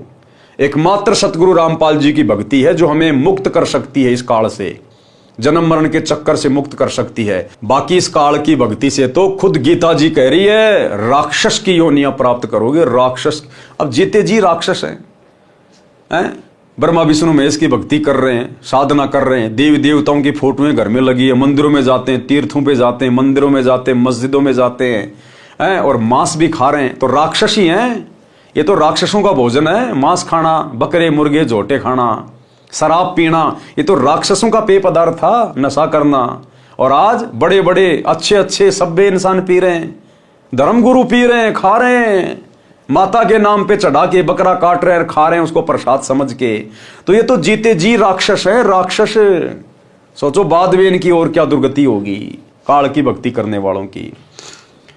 दुर्वासा कोपे तहां समझ न आई नीच, 56 करोड़ यादव कटे मची रुधिर की कीच। हे अर्जुन, वे मूर्ख मुझको न प्राप्त होकर ही जन्म जन्म में आसुरी योनियों को प्राप्त होते हैं, उससे भी अति नीच गति को प्राप्त होते हैं, अर्थात घोर नरक में गिरते हैं। गीता अध्याय 17 श्लोक 20। अब देखो गीता जी में कितना निर्णय ज्ञान है, लेकिन सतगुरु रामपाल जी से पहले कोई निकाल के नहीं दे पाया। उपरोक्त परमाणु से सिद्ध हुआ कि गीता अध्याय 7 श्लोक 18 में गीता ज्ञानदाता यानी काल ने अपनी भक्ति से होने वाली गति को भी इसलिए अनुत्तम और घटिया बताया है, और कहा है कि गीता अध्याय 7 श्लोक 18 गीता ज्ञानदाता ने कहा है कि जो चौथी प्रकार के ज्ञानी भगत हैं वे सभी हैं तो उद्धार, क्योंकि परमात्मा प्राप्ति के लिए अपने शरीर के नष्ट होने की भी परवाह नहीं की और हजारों वर्ष भूखे प्यासे साधना रत रहे, परंतु तत्वदर्शी संत न मिलने के कारण ये है भक्ति की जड़, तत्वदर्शी संत। परंतु तत्वदर्शी संत न मिलने के कारण वे सभी मेरी अनुत्तम अर्थात घटिया गति अर्थात ब्रह्म साधना से होने वाले मोक्ष जो ऊपर ऋषियों को हुआ उसमें स्थिर रहे, अर्थात जन्म मरण 84 लाख योनियों के चक्कर वाली गति में रहे। गीता अध्याय 7 श्लोक 18 में कहा हुआ है। निष्कर्ष, चुनक ऋषि, दुर्वासा ऋषि तथा कपिल ऋषि ने जो ओम नाम जाप किया उसकी भक्ति के फलस्वरूप ये कुछ समय ब्रह्मलोक में जाएंगे, वहां भक्ति समाप्त करके फिर पृथ्वी पर राजा बनेंगे, क्योंकि सूक्ष्म वेद में लिखा है तप से राज मिलता है, तप से राज मदमानम, राज्य प्राप्त करके राजा बन के फिर वो अहंकार में फूल जाता है, लाखों लोगों का सत्यानाश कर देता है, कितने लोग मरवा देता है। कितने ही वो दारू के ठेके खुलवाएगा, कितने वो बूचड़ खाने खुलवाएगा, सारे पाप कर्म राजा के सिर पे रखे जाएंगे। तो कहते हैं उस आत्मा ने पिछले जन्म में जो तप किया था उसके बदले फिर वो पृथ्वी पर राजा बनता है, और राजा बनकर फिर वो मान बढ़ाई और अहंकार में फूल जाता है, और जन्म तीसरे शुक्र सवानम, उसके बाद फिर मरने के बाद गधा और कुत्ता भी बनेगा। फिर कुत्ता गधा बनेंगे, फिर नरक जाएंगे। जब कुत्ते बनेंगे तब इनके सिर में कीड़े पड़ेंगे। जो व्यक्ति इनके श्राप से मरे थे, चुनक ऋषि के श्राप से, दुर्वासा के श्राप से, फिर ये ऋषिजन क्या बनेंगे? कुत्ते बनेंगे फिर ये, और इनके सिर में कीड़े पड़ेंगे। वो 56 करोड़ यादव जो मरे थे वो कीड़े बन के दुर्वासा ऋषि जब कुत्ते की योनि प्राप्त करेगा उसके सिर में पड़ेंगे और अपना बदला लेंगे। उनका पाप इनको भोगना पड़ेगा, कीड़े इनका मांस चुन चुन कर खाएंगे। इसलिए गीता में भी ऐसे साधकों के विषय में बताया है, वो आप जिन्हें ऊपर पढ़ लिया। उपरोक्त कथाओं का सारांश अब गुरुदेव भगवान कह रहे हैं, इन कथाओं का निष्कर्ष क्या है? नंबर 1, ब्रह्म साधना यानी काल की साधना अनुत्तम यानी घटिया है। जब काल की साधना जो सबसे ऊपर है 21 ब्रह्मांड में, काल से नीचे दुर्गा, दुर्गा से नीचे ब्रह्मा विष्णु महेश, ब्रह्मा विष्णु महेश से नीचे ये इंद्र, इंद्र से नीचे 33 करोड़ देवी देवता, 33 करोड़ देवी देवताओं से नीचे 88,000 ऋषि, फिर ये ब्राह्मण वगैरह, फिर आम व्यक्ति, फिर ये माता मसाणी, भैरव, भूत, सेडला फेडला, पता नहीं क्या क्या, फिर ये बड़ पीपल, घास वास। तो जब ब्रह्म जो सबसे ऊपर है, जब उसकी साधना भी घटिया है, अनुत्तम है, 2 कोडी की नहीं है, अंत में गधा बना के छोड़ेगी, तो बताओ फिर नीचे किसकी भक्ति करके हम मोक्ष प्राप्त करेंगे? तो क्या कहा जा रहा है? ब्रह्म साधना अनुत्तम यानी घटिया है। नंबर 2, 3 ताप को श्री कृष्ण जी भी समाप्त नहीं कर सके। श्राप देना 3 ताप में आता है। दुर्वासा के श्राप के शिकार स्वयं श्री कृष्ण सहित सर्व यादव भी हो गए। तुम कौन राम का जपते जापम, ताते कटे ना तीनों तापम। ये ब्रह्मा विष्णु महेश तो 3 ताप को भी समाप्त नहीं कर सकते। ये खुद अपने कर्मों को नहीं काट पाए। त्रेता में श्री राम ने बाली को मारा धोखे से, द्वापर में श्री कृष्ण बनकर और पैर में जहरीला तीर खाकर मृत्यु को प्राप्त हुए।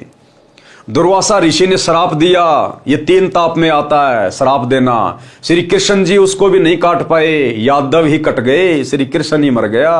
तो ये काई के समर्थ भगवान है। इनकी भक्ति करने से जब हमारे 3 ताप के कष्ट नहीं कट रहे तो जन्म मरण का रोग कहां से कटेगा?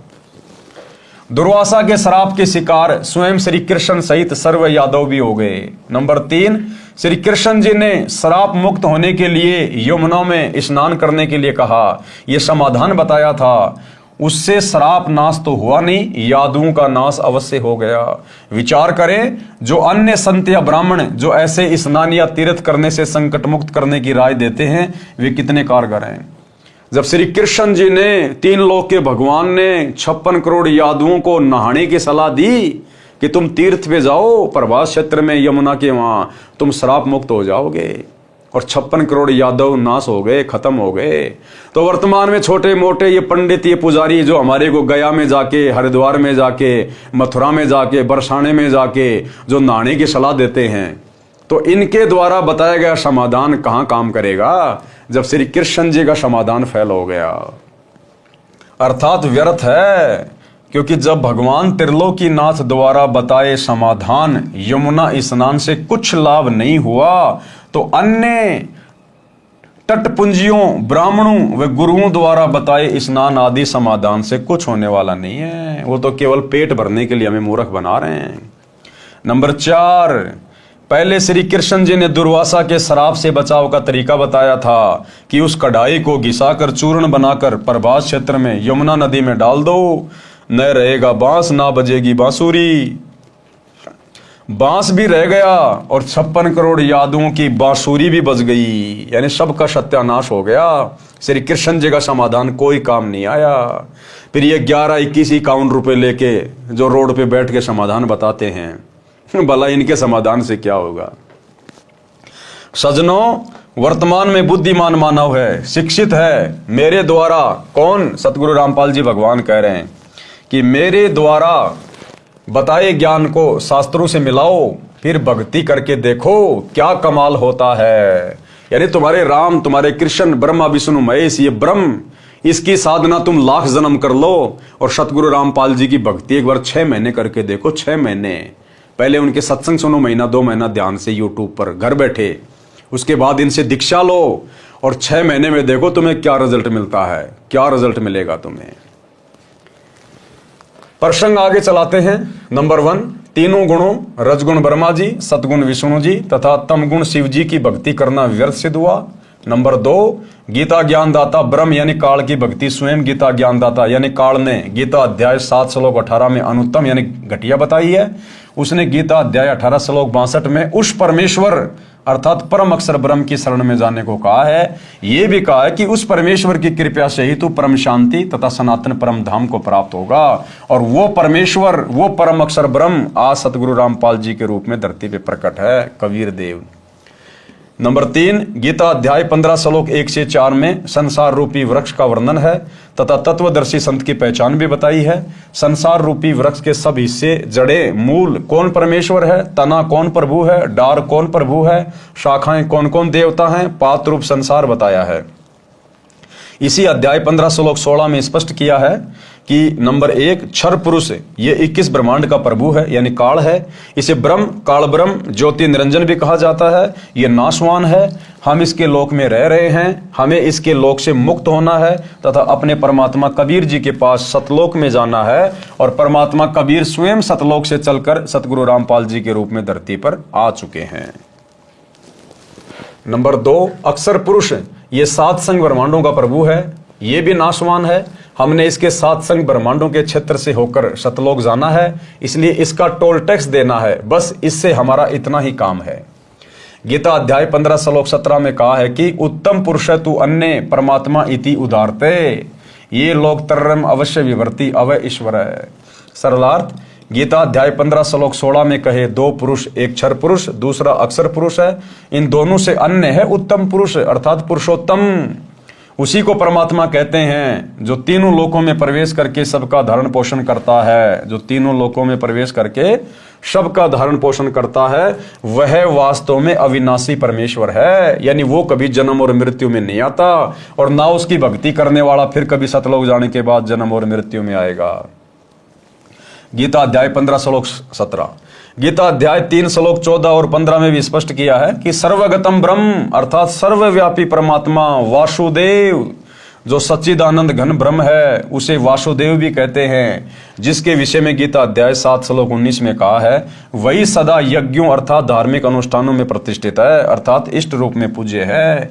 यानी इष्ट रूप में केवल अपने गुरु की पूजा करनी चाहिए, इस कबीर देव की, परम अक्षर ब्रह्म की।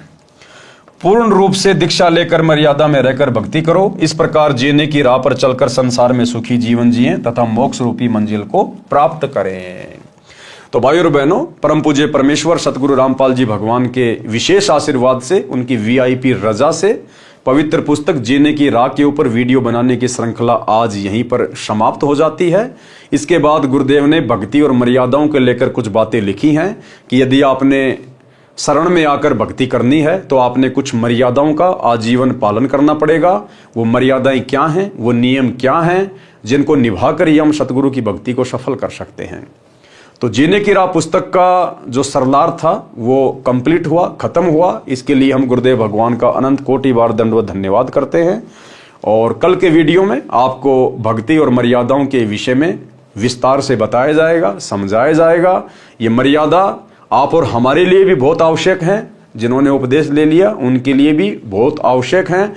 तो एक बार इसी बहाने हम सभी भगत भाई बहनों को भी मर्यादाओं के विषय में पता चलेगा ताकि हम आगे कोई गलती ना कर बैठें। और जो भाई बहन सतगुरु रामपाल जी से उपदेश लेना चाहते हैं, उनके सत्संग सुन रहे हैं, पुस्तकें पढ़ रहे हैं, तो उनको किन किन मर्यादाओं का पालन करना पड़ेगा उनको भी इन बातों का पता चलेगा। तो कल रात्रि 8 बजे सभी भगत भाई बहन फिर से लाइव जुड़िएगा। तब तक गुरुदेव भगवान हम सबको आज्ञा दे, इजाजत दे, सद्बुद्धि दे, आशीर्वाद दे। बंदी छोड़ सतगुरु रामपाल जी भगवान की जय हो।